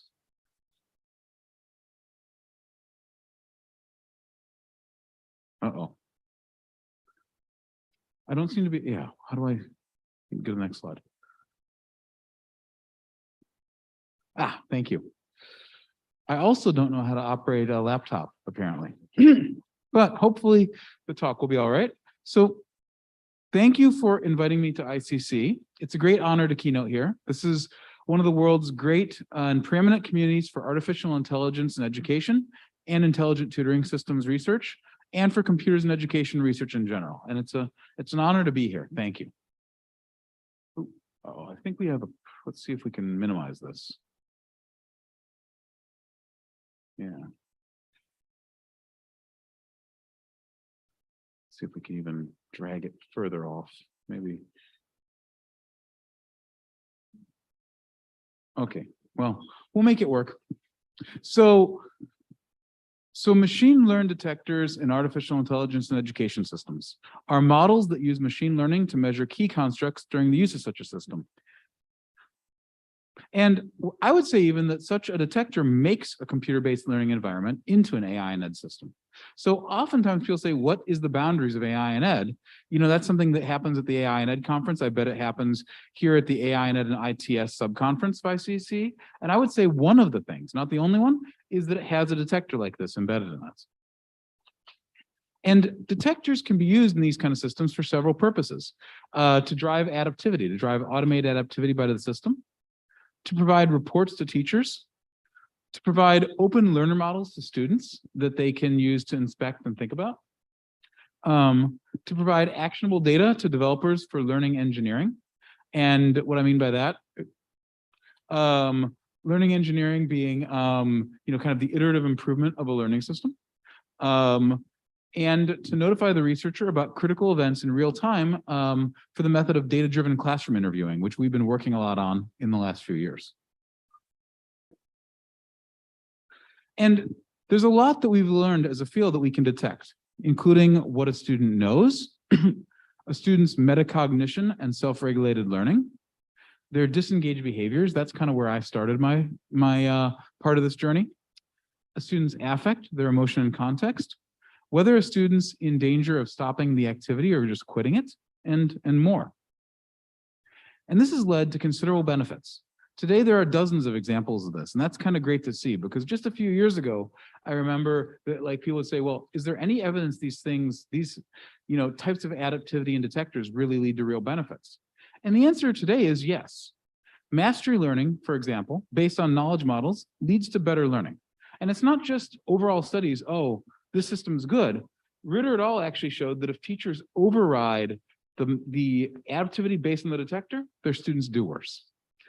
Gaming and system detection, detecting whether a student is trying to get through without learning, has led to redesigns of learning systems, which have reduced gaming the system at scale and led to better outcomes for students. That's something that is very exciting for me to see, because it's a topic I've been interested in for years. And multiple projects in the last couple of years have really shown that these detectors can lead to redesigns that lead to better outcomes. And several interventions have used affect detection to intervene in ways that improve student learning, whether it be emotionally supportive tutors in DeMello's work, or whether it be interventions between pieces of content that remind students about their values. So these examples and many more show that automated detection of various aspects of students can have a really powerful benefit. Today, I'm going to talk about how detectors are typically developed. And it's a four-stage process. I'll talk about each of these in turn. The first is that we collect, I'll go into detail on these, but the first of these is we collect ground truth training labels, measurements that tell us about what we want to detect, cases, examples that we can use to develop machine learning. The second is that we conduct feature engineering on the data to distill important aspects of the data that are relevant to what we're detecting. The third is that we use machine learning to build the detector. And the fourth is we validate those detectors and make sure they're any good. So in that first case, collecting ground truth training labels, There's several ways people do it. Our center at Penn and previous has been involved in this for many years. And one of them is BROMP classroom observations. And BROMP stands for Baker-Rodrigo Okampa monitoring protocol. And it's been used now, I think, in 8 or 9 countries by over 150 researchers to collect these kind of training labels. And you can see an example here from Chennai, India. Text replays, that's where we pretty print and display segments of student behavior in log data to be able to conduct qualitative coding at scale by humans. Screener video replays. This is an image from The Incredible Journey of the Zumbinis, work in collaboration with Elizabeth Rowe, where we take videos of what was happening on the screen and we can encode those. And these and many other sources, also including natural signal, like student stop out when a student actually quits, or student correctness in a learning environment, these give us something that we can use to kind of hang a hook on so we can build models that can detect these things. And overall, in 2022, these approaches work quite well. These approaches, there's always still room for improvement, but these kind of approaches succeed at collecting the ground truth we need to build models. The second step, conducting feature engineering on data. This is still the most common approach to do this, where it's an intensive process of figuring out what in the interaction log data is predictive of the things, potentially predictive of the things we want to predict or infer, and then distilling those features. Recently, there's been a little more usage of things like autoencoders and various other deep learning related approaches that skip this step. But interestingly enough, even when people are using deep learning, having a feature engineering step as an input beforehand seems to make the models a little bit better. And autoencoders, people often think that this just is magically free because they see things like GPT-2 and DALL-E, but GPT-3 these days. But actually, we did a comparison with Nigel Bosch at Illinois, where we found that actually the process of getting autoencoders to work for these kind of problems took basically just as much time as feature engineering. It was just a different kind of effort. But whether people are using feature engineering, autoencoders, these approaches work. We've got decent detectors. We can detect these kind of constructs pretty well from these kind of data. And that comes up to the next step of using machine learning to build the detectors. And the field has largely moved in recent years from the use of classic algorithms like J48 or JRIP or Cannon or K-star to things like deep learning, recurrent neural networks, long short-term memory networks, and contemporary variants on classic algorithms like random forest and XGBoost. And as we've done this, our numbers have gotten better. These approaches work quite well, again. A lot of the detectors these days on held out data, and I'll talk about validation in a minute, tend to work about as well as first-line medical diagnostics or better. Sometimes even into the realm of more higher quality medical diagnostics. But that fourth step, validating the detectors. Let me talk a little about the history of validation of machine learned models in education. So in the early days, before about 2009, sometimes researchers published papers where they tested their model on the training set, i.e. the training set and the test set were the same thing. And I know not everybody in this room is a machine learning researcher, but this is a sin, right? This massively overestimates the quality of your model. If you look back through all my old papers, you'll find one where I did this, so I'm not proud. Sometimes researchers also botch their validation in various obvious ways, like resampling training and test sets. Like they would actually do something to make it easier to build a model, but they do it on their test set as well. And they'd evaluate how they did on the easier to calculate problem. So that was the old days. But then there was this time of consensus between 2009 and 2017, where the field came to a clear consensus that you had to at least do student level cross-validation, which means you build your model on some students, you test them on others. Not necessarily rocket science, not necessarily rocket science. We came to a consensus. And people started doing that. And this was kind of a golden age of validation, let's call it.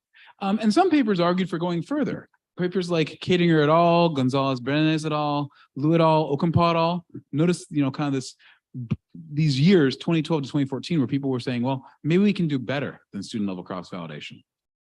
But then the consensus collapsed. There was an influx into the field of computer scientists who were unfamiliar with past work in the field, but were convinced that their methods could do things like fit future correctness better. Now, I'm not meaning to be negative towards computer scientists because, goodness, I'm one of them. I'm a computer scientist. My PhD's in computer science from Carnegie Mellon. But this was where those folks came from. And many of the papers that this community of new researchers, this influx of new researchers in the field did, conducted things like flat cross-validation, where they ignored student-level effects. Where, for example, they would use data from a student's past to predict their future, or perhaps they would use data from a student's future to predict their past. When you just cross-validate and you ignore student-level effects and you ignore temporal effects, you get that. And that makes models look a lot better than they actually are. A lot of papers also did things like conducting hyperparameter tuning using a test set or validation folds in a simple cross-validation. So in other words, what people are doing here is they're using their final test to do thousands or millions of different little tweaks on their algorithm. And what that led to was, if you look across the recent work on deep learning knowledge models, there's a whole lot of papers that say, oh, I invented a new algorithm. And my algorithm, I hyperparameter tune like crazy. And all these other people before me, I just used their algorithms as is. And lo and behold, my algorithm does way better. But then the next paper says, oh, I compared to that algorithm from the previous paper, and that algorithm doesn't do nearly as well as my new algorithm, which I hyperparameter tune like crazy. So the result of this kind of collapsing consensus was a lot of work that might be really good, but sometimes the quality is really dubious. In fact, the first paper on deep knowledge tracing actually botched its validation in a way where they were actually cloning data points and having the same data point in both training and test.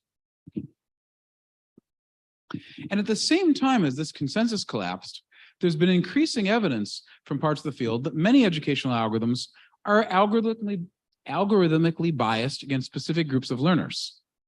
And I'll talk about this a little more in detail, but we have a paper, Aaron Hahn and I, on some of this, and we also have created a wiki in our center. Links here, but feel free to like Google or email me and I can send to you later, where we summarize the evidence on this. And even when models are quote unquote appropriately validated, let's say we go back to how they did it during the consensus of 2009 to 2017, they're usually validated just once on held out subsets of students from the original data set, and then the models are confidently used going forward. Kind of a validate once kind of way of looking at things.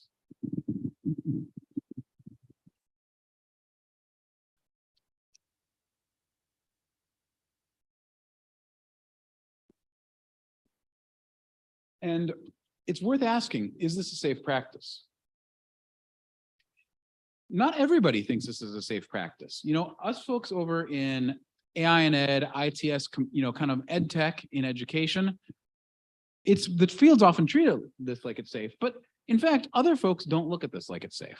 For example, at-risk prediction models for high school dropout, which is a very close field to ours, typically revalidate their models and refit them every year. And credit score models are refit more often than that, I think every 6 weeks or so. So there are other communities out there that don't think this is a safe practice. So it's worth asking, is it? And in particular, our learning systems often got used at greater scale, like assessments got used at 10 times the previous scale. Inkits got used at 5 times the previous scale during the COVID-19 pandemic. How many detectors remained reliable during this time? They were based on assumptions of behavior that might not have held. And okay, COVID-19 pandemic, US political leaders say it's over. I still wear my mask most of the time, but is the world of November 22 close enough to the world of November 2019 to feel like we could go ahead and use our detectors from before that? Do we know? So that's the core concern of today's talk. When do detectors generalize?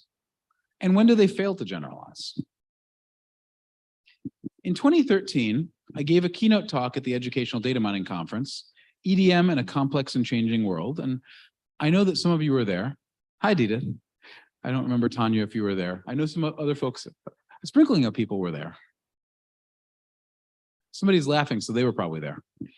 And in this talk, I discussed the challenges of building models to last in a world where students differ from each other, contexts differ from each other, and learning systems differ from each other. And where the systems we study are changing, I'll talk about that in a minute, and where the students we study are changing. And oh my gosh, did I have no idea about how much things were going to change over those 9 years.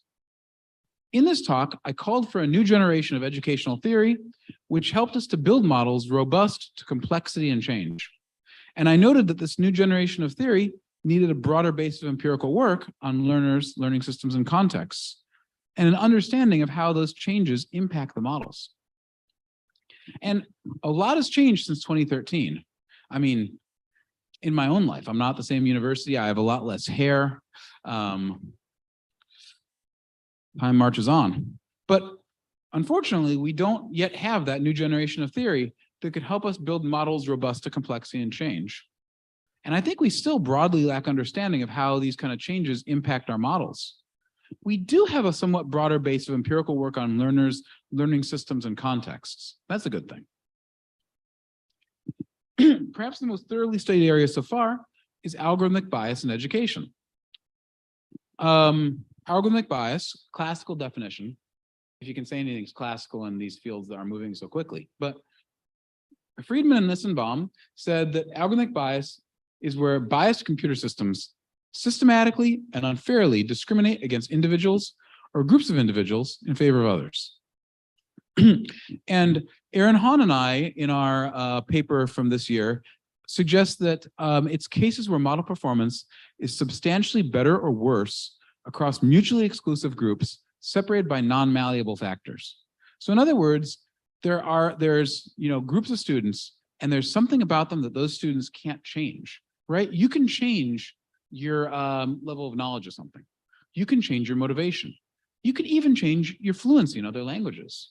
But you can't change, usually, the color of your skin. You can't change, for the most part, your parents' educational background. So, as I mentioned, we published a review. We have a more up-to-date wiki. It's a wiki. Let's say that somebody in this audience is saying, Ryan, how could you not know about my wonderful work? Truth is, one thing that's really exciting about our field is that there's at least 2 orders of magnitude more papers published each year in it than there was when I started out. Oh my gosh, I can't read all the papers. So if there's a study of yours that I don't know about, add it to our wiki. We want you to add it, right? This is not like, this is a living repository. So some of the evidence for algorithmic bias in education, race and ethnicity. There's been considerable evidence for racial disparities in algorithmic effectiveness for several different types of learning systems and for several problems. It's the most widely studied topic. But in our wiki, here's our page on research on race and ethnicity conducted outside of North America in algorithmic bias in education. And you'll notice that there's nothing. It's empty. I don't want it to be empty, right? America, we are uniquely good at flagellating ourselves for our problems, but I don't think we're the only place in the world that has problems. Our wiki also includes null effects. So if you have a null effect for another culture, another country, I'd like to see it. Nationality. There's considerable evidence that models involving linguistic performance work better for learners from some countries than others. And this ties also into language background. There's evidence that models predicting student success sometimes transfer successfully between countries. My former doctoral student, Miggy Andres Bray's dissertation showed that MOOC success prediction models transfer pretty well across countries. But Lee et al., a group from Cornell and 3 universities in East Asia, showed that models based on PISA data don't. And there's some evidence that models involving linguistic performance work less well for learners who aren't native speakers. Gender. Another topic that's been studied relatively thoroughly, and actually there's very complicated results and mixed results for gender. Models sometimes seem to be biased against female students, and they sometimes seem to be biased against male students. And I think that has to do with the fact that in different settings, there are some settings educationally where it's very common for the learners to be male, and some settings where it's very common for the learners to be female. And bias is very complex in terms of gender. Discrimination is very complex in terms of gender. Beyond those, there's limited research on algorithmic bias impacting learners with disabilities. Just a couple studies, and only one of them looked at a specific disability. 2 studies on student urbanicity. One found big effects for affect detectors, found that affect detectors didn't transfer well from cities and suburbs to rural areas. The other one on discourse models found no effects for urbanicity. Mixed results for parental educational background and socioeconomic status. Sometimes models are more accurate for disadvantaged students, sometimes they're worse, and sometimes neither.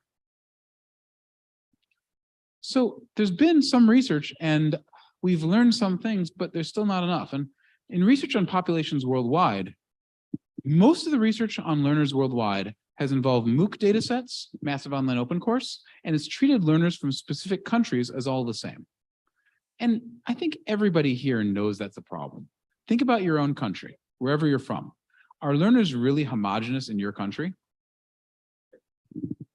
There's been some on linguistic data sets too, largely coming from testing systems developed in the United States, but used by students from other countries.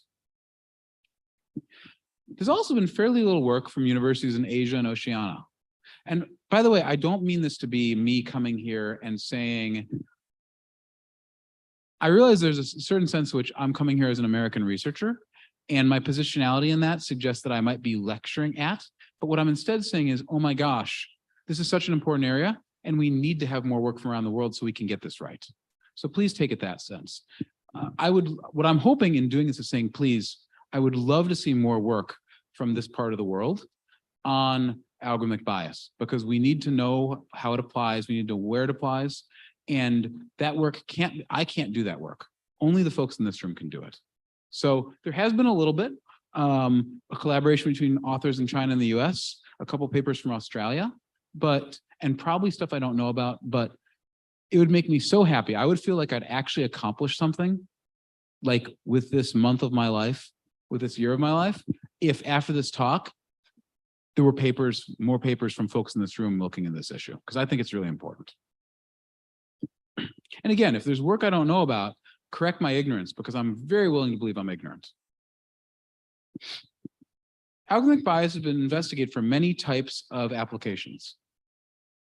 Student success, dropout, course grades, examinations, automated essay scoring, speech recognition, knowledge modeling, engagement and affect, self-regulated learning, so many topics, but often just a paper or two.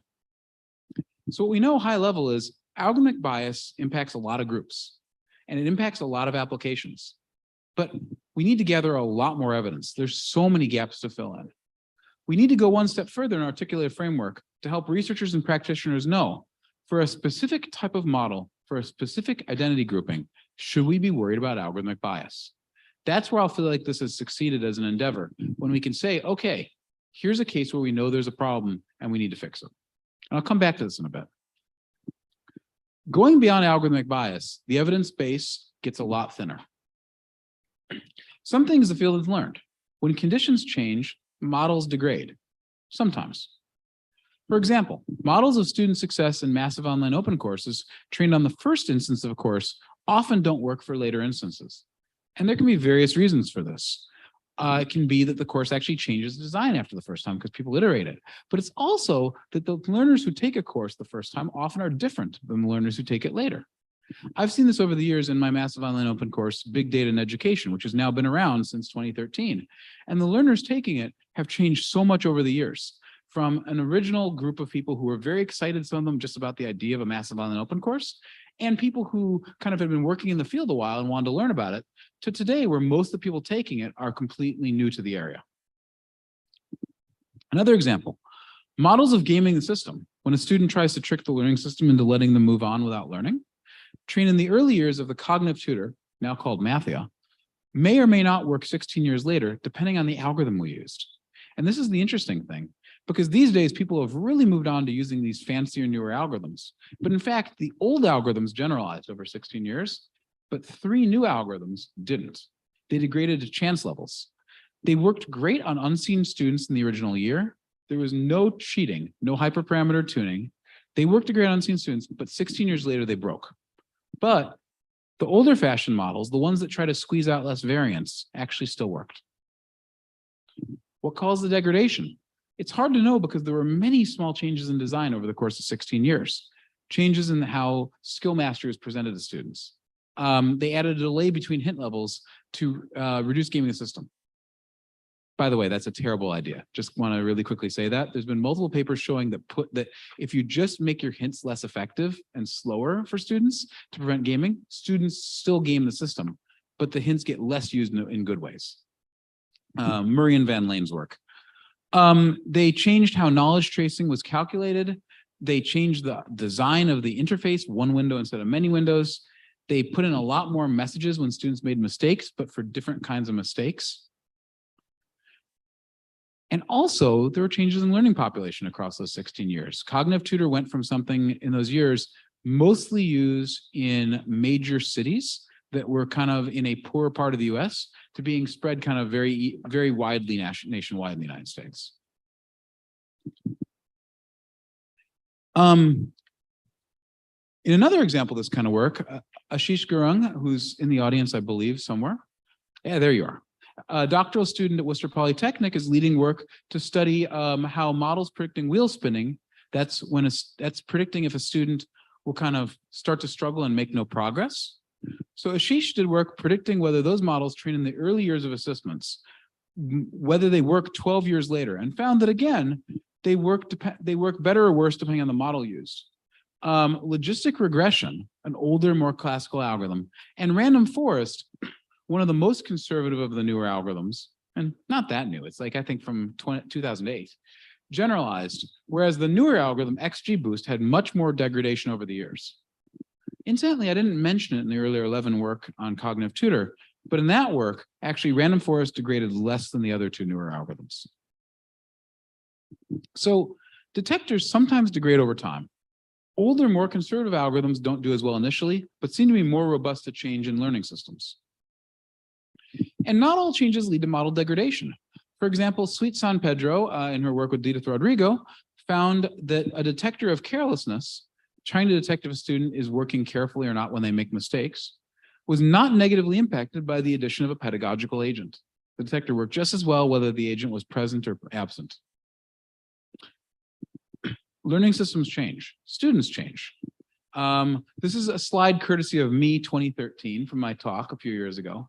In this slide, I noted that Edith's studies of educational technology in the Philippines used the same protocol by the same research group to study how much students went off task and found that over the years, off-task behavior went up. We never published on this, I think. Kind of a shame, like formally. The same thing actually happened in the United States. Schofield, 1995, reported in her book, Computers in Classroom Culture, that students used to stay after school and skip lunch to use the Cognitive Tutor. And this work was done a few years earlier. I started doing research in Cognitive Tutor classrooms in 2020, and I never once heard, 2020, in 2000, I'm sorry, I had a typo. I started doing research in Cognitive Tutor classrooms in 2000, and I never heard about this happening even once. Like, so the students changed over just a few years from being excited about these new technologies, never off task, staying after school and over lunch, to being like, it's just my learning. COVID-19. A lot of prediction models and detectors stopped being trustworthy during the height of the pandemic. For example, in the USA, high school dropout prediction model teams had to account for things like attendance data no longer being reliable. You tend to say everyone was, how did you even count attendance, right? And just because you saw that a kid showed up on Zoom, did that mean that they were engaged in any way? Disciplinary data was completely missing. We didn't know if kids got into a fist fight at home. Students got passed for failing grades in some districts, like Seattle, and just got failed in other districts, like Memphis. And the link between academic performance and dropout weakened a lot. Students often who dropped out during the pandemic didn't look much like students who dropped out before the pandemic. Some changes have become permanent. New hybrid attendance policies, for example, make attendance variables less meaningful. Because now if you're sick, you stay home in a lot of districts and you attend virtually. So how much can we trust models based on older data? How do we adjust? Every responsible predictive analytics vendor in education has been straining their brains around this since spring 2020. I know some of them personally, and they are just so stressed out about this, and they have been for 2 years. I haven't seen that stress in our community the same way. So generalization across content. Prediction models of student success trained on single massive online open courses don't work as well in other courses, work by Jake Whitehill. But interestingly, detectors of gaming the system do transfer across cognitive tutor lessons on different topics and even different learning systems for the same course. So Paquette and Baker took a detector of gaming the system built for cognitive tutors, middle school math, actually no, algebra and middle school math, and applied it to assessments, a totally different learning system for middle school math, and it still worked. And Hutt et al. Showed that affect detectors transfer between algebra and geometry courses from the same vendor. So it's a really big question. How different is too different, right? I don't want to make it just sound like everything you do breaks stuff, because we actually have evidence that a lot of things don't break the technology. The technology often can transfer across courses, across topics. Like I mentioned earlier, sometimes adding a pedagogical agent doesn't break it. Older algorithms don't break as much. So there are things that don't break these technologies, but we don't have a good vocabulary for that. Part of the problem is we have all these examples, but a lot more research is needed. Single examples can only tell us that something's worth looking into. We need to have a broad base of research to tell us where we can trust our models and where we can't, or ultimately we build these artificially intelligent educational technologies and we don't really know if they're going to work. So if that wasn't enough incentive, I have another incentive. This comes from a talk of mine 3 years ago, the Baker Learning Analytics Prizes. Quick poll, before you saw this slide, who here had ever heard of this? Okay, well, I feel really good that I'm here giving this talk now because the rest of you will have now heard of this. So the Baker Learning Analytics Prizes was a set of 6 challenges in educational research that I proposed. And 2 of them are relevant today, but I encourage you to go to the webpage. If you Google Ryan Baker BLAP, B-L-A-P, you'll find them. So challenge 5 was the general purpose boredom detector, which was the idea of building an automated detector of affect. We've shown that detectors of disengaged behavior transfer across systems, but we've never found that detectors of affect do. So if somebody could build a detector of affect that changed across learning systems, that would be great. The other one, the generalizability problem, is to build an automated detector for a commonly seen outcome or measure, and then collect a totally distinct new population and demonstrate that there's limited degradation. So to see full detail on these and our other 4 prizes, go to this webpage. And if you happen to win them, I will publicize it, and you'll also get $7. So it was originally $1, but I got 6 matching contributions. I was hoping that some rich billionaire would see these awards and decide to endow them, but turns out that none of them will take my calls. So, okay, so that's that's a challenge. Go read about it, compete in it. There are teams in Spain and the United States and the Netherlands that are working on a few of these problems. Compete on it. Be the first to gain eternal glory. What's next? So all too much of the published work on detection and predictive analytics in education builds models in a single context and uses student-level cross-validation, or not even that. Lots of models don't generalize to the context where we should want to use them. And we might think they're generalizing, but we don't have reason to be confident about it. There's been the most progress in terms of algorithmic bias, and I think that's because algorithmic bias is seen as noteworthy beyond just education. People really care about that in other areas, so it's kind of bled over. But even there, we have a long way to go before we'll have a sense of what we have to test for a specific type of model and learning system. We need to gather a lot more evidence. There's just so many gaps to fill in. And we need to go one step further in articulating a framework that would help us answer this question. For a specific type of model, for a specific identity grouping, should we be worried about algorithmic bias? And you can extend that much more broadly to that issue of, for a specific model, for a specific context, should we be worried about the model working? What should this framework look like? I've actually, as I was kind of working on my talk for today, I kind of really struggled with this, right? A wiki is a start. Wikis, though, are really great at summarizing what's there. They're not great for displaying intersections and gaps. Here's one possible idea, and I don't know if I love this idea. I'm kind of throwing this out there because, yeah, I want to get your feedback. One thing this framework could look like is a set of production rules, if-then rules. And production rules have really gone out of fashion in AI, right? But there's certain problems where they still work amazingly. Like Paquette's work to generalize gaming detection. In that work, he showed that a production system-based model worked way better than a classical machine learned model. So for example, we could have a set of rules that have this form. If we have a model of construct type for learning system type, and the model was created using algorithm, and the context of model use has changed because things like different identity variables change in the learning system years later, then we could expect the model to degrade how much? There's an example of something like this that I think we could build on, which is Miggy Andres's work on Morph 1.0. And if Morph is the MOOC replication framework, to learn more about it, I'll be speaking about it tomorrow at the AI and Ed ITS community meeting. So if you're interested in learning more than this, it's gone way beyond 1.0. This is 1.0, we're now on 2.1. But Miggy took 15 published findings on MOOC completion. He transformed them to production rules, and he tested them across 17 different online courses to determine which rules held using meta-analytic techniques. So it was things like, if a participant spends more time in the forums than average, they're likely to complete. This is not the problem I'm talking about today, right? It's a different problem. But things like if the student responds more frequently to other participants' posts, are they likely to complete? So he took some published research, summarized as if-then rules, and because he'd summarized it as actual if-then rules, he was able to study them at scale, which is what I think is useful here. And he was able to find things, for example, that students who spend more time in forums were more likely to complete.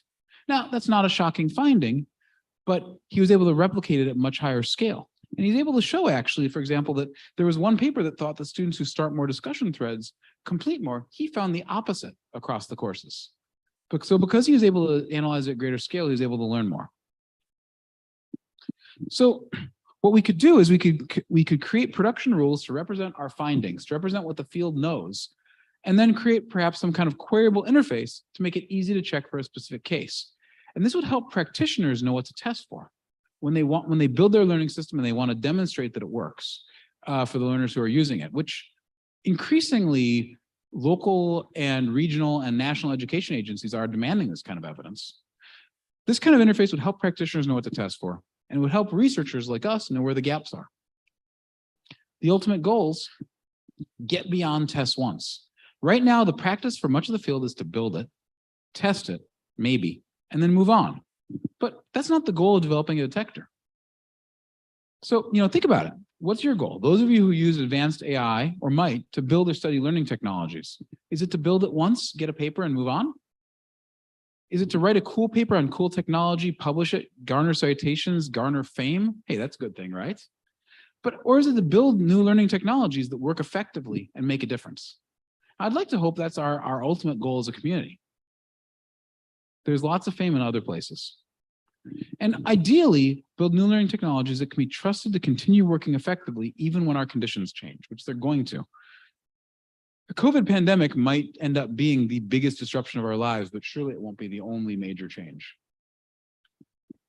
And if it's these, build new learning technologies that work effectively, make a difference, and can be trusted to keep working, then I encourage you to look into your model's generalizability and publish your findings so that we know where the problems are and so we can all do better. Ultimately, the reason I'm kind of giving this exhorting style talk is because I want to know the answer to these questions so I can do better work myself. So if you're interested in joining me in systematizing what we know today and going forward, please send me an email. You can find me at the conference, but an email is even probably better because then it'll kind of create a conversation that we can start a collaboration around. Edith was kind enough to mention my propensity for publishing with lots of people. Well, that's so important to me because that's how I learn and how I grow. And if you're looking at ways to do better, email me about your research so I can learn from you, right? Maybe some of the folks in this room know things I don't know that, gosh, I would have given a way better talk if I'd known. So thank you all. I'd like to just have a brief commercial, and then I think there's time for questions. If you're interested in learning about all our latest research, you can follow our Twitter and Facebook feeds. Twitter's in the process of collapsing, and I'm not sure where we're going to go from here. I asked my friend Ranja about Mastodon Social, and he told me that there's no one there yet. He's got an account, but he said that's not really active. we've got to move somewhere as scientists, right, to share our results. But for the moment, it's still on Twitter. If you can find it, my posts among the massive quantities of Elon Musk posts, maybe, and responses to them. We have a massive online open course, Big Data and Education. It's running on edX right now. It's totally free. If you can't access edX from your country, but you can access YouTube, we also have all the videos on YouTube off my webpage. Totally free to everybody in the world. We have an online master's in learning analytics at the University of Pennsylvania now. If you have any really promising undergrads or industrial colleagues who'd like to take our master's, it will be designed to be very accommodating of schedules from around the planet. Whether people are in Philadelphia or Beijing or London, we're going to have options for people. Computer-based learning in context, our journal, co-edited with President-elect Rodrigo. I apologize for forgetting the elect on my slide. And finally, all of our lab's publications are available online. As of last weekend, it's up to date. Google Ryan Baker. I'm not the television anchor in Chicago, and I'm not the footballer. Alas. Thank you all for listening to my talk and for your patience. And yeah, thank you.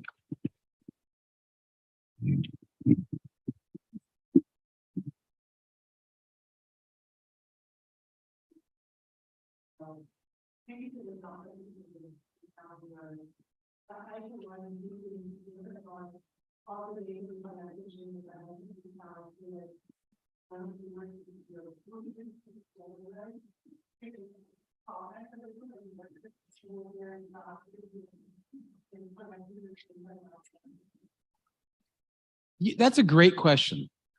At the beginning of the pandemic, some of my students came to me and said, Ryan, we should be doing pandemic research. Like, this is a great opportunity. I said, oh, no, this is all going to blow over in like 2 months, 3 months. Don't bother. And I was wrong. I was badly wrong. I don't think that the world of the pandemic is over. And I actually don't think that some of what it's exposed is over either. There are still lockdowns going on in China. COVID-19 will not be the last time that we have a worldwide pandemic. Now, it's possible that the United States and some other countries will say, we got through the last one, we're not going to do lockdowns, but many places will be smarter and will. There are shutdowns for reasons other than pandemics. There are typhoons. I think you had a paper on that in computer-based learning in context last year. There are revolutions. There are nationwide protests. There are many, many reasons why shutdowns will happen. And I think that by studying how we teach and learn during a pandemic, we can learn how to support those situations. But I also think that by studying how our models break during a pandemic, it gives us a really good test of how our models will be responsive to massive change, which will happen again.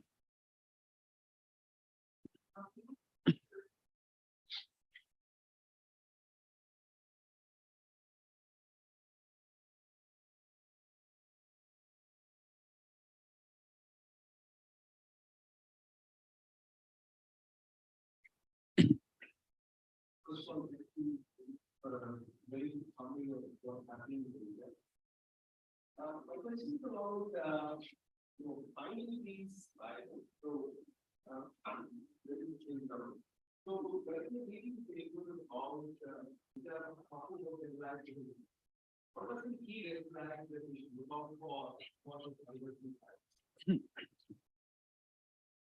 that's a really good question. So, the biggest red flag is papers that don't talk about generalizability or validity at all, right? That's a huge red flag. There's so many papers that don't. Second red flag is any paper where they are cross-validating and they don't tell you how they're doing it, or they don't explicitly clarify that hyperparameter tuning is not on the final test set and only for their algorithm. Any paper that doesn't tell you those things, 9 times out of 10, they're not doing the right thing, right? So that's the biggest red flags, is people who just say, oh, we cross-validated, or oh, we had a test set, or don't talk about it at all. That's the biggest red flag. I think, in general, not talking about it is the red flag. Because at this point, when people study these issues and don't get it quite right, they're still doing better than the people who aren't looking at the issues at all. So that'd be my biggest thing. Look for the papers that just don't talk about it at all. Look for the papers that kind of, oh, we did cross-validation, we're good. Thank you.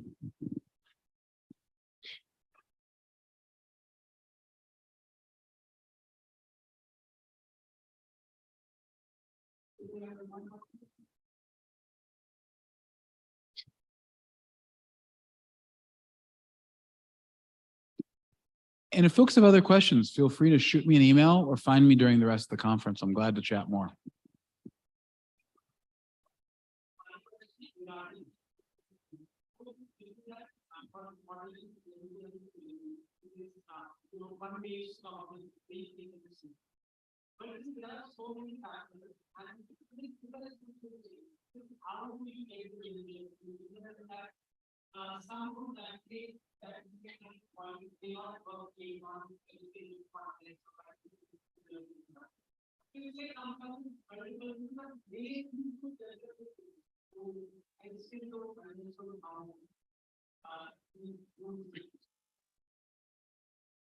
Well, so what I would say is, I think you had 2 points there. One is the point of, oh my gosh, there's so many factors, where do we even start? The other one was the issue of, is a production rule system model the right way to capture it, I think. On that first one, there are so many factors. Yeah, it's a problem, right? I mean, folks like Paul Cobb 30 years ago argued that there was no point in trying to do systematic educational research in a quantitative fashion because there are so many contextual factors.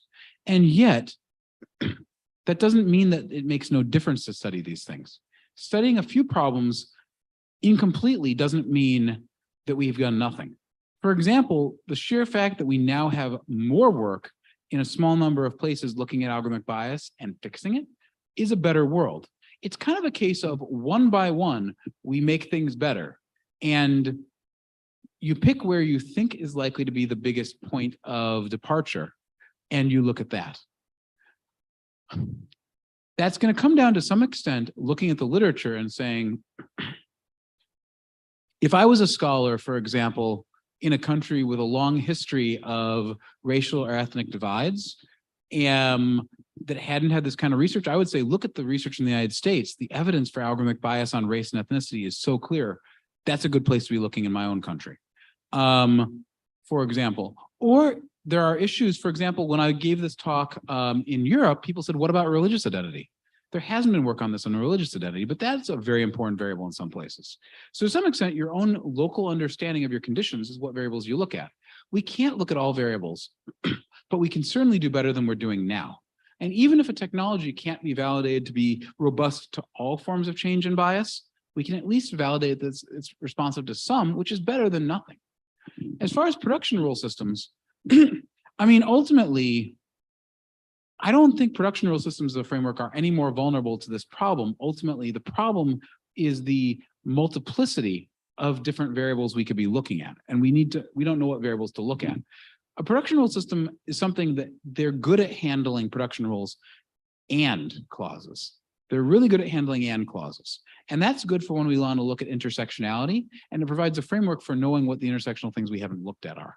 So I'm definitely open to another framework for representing it. What I like about production rule systems is that they're easy to write, they're easy to query, and they're easy to understand, which makes them applicable and understandable, not just to researchers, but to practitioners. But hey, if there's a way to do this all using explainable AI, using some kind of foundation model, that would be lovely.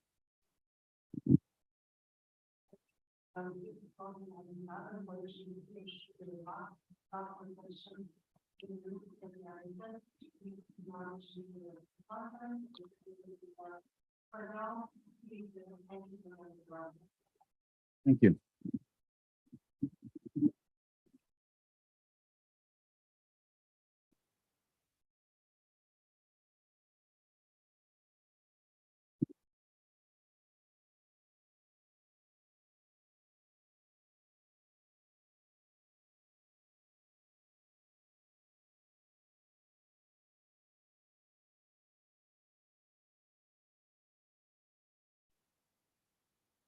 Thank you, Professor Dr. Maria, for chairing the session, and Professor Dr. Ryan Sean Baker for the inspirational keynote speech.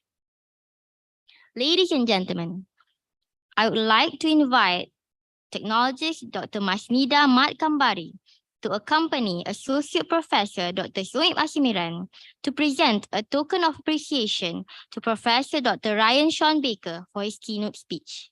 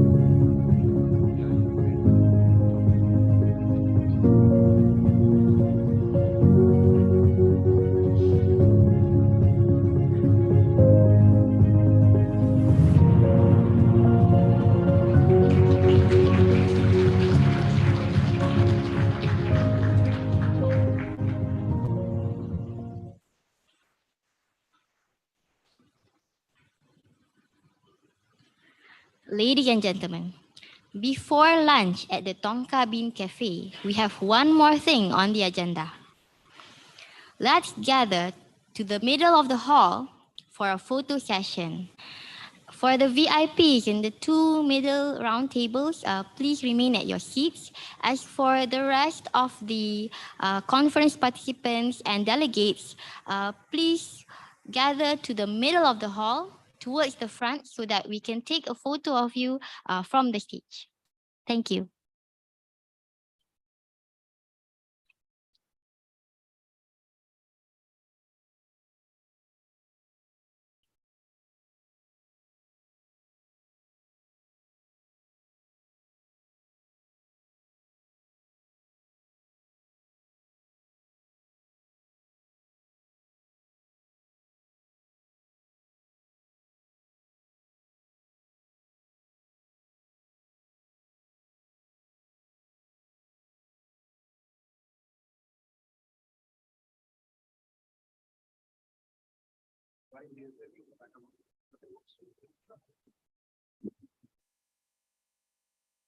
So while we are setting up, I have one announcement for the session chairs.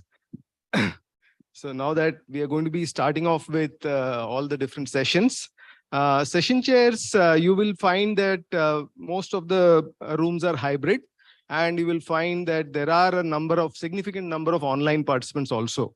So what you could do is ask one of them to monitor the online part for the questions that might come up in the online section, and you can monitor the in-person part. So make sure that you have somebody in your session who is also monitoring the online participants so that they don't feel kind of left to their own devices. Thank you.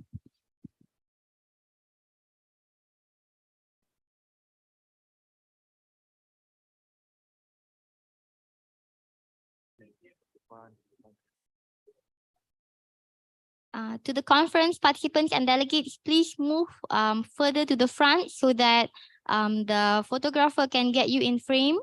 I'm sure everyone wants their photo taken today.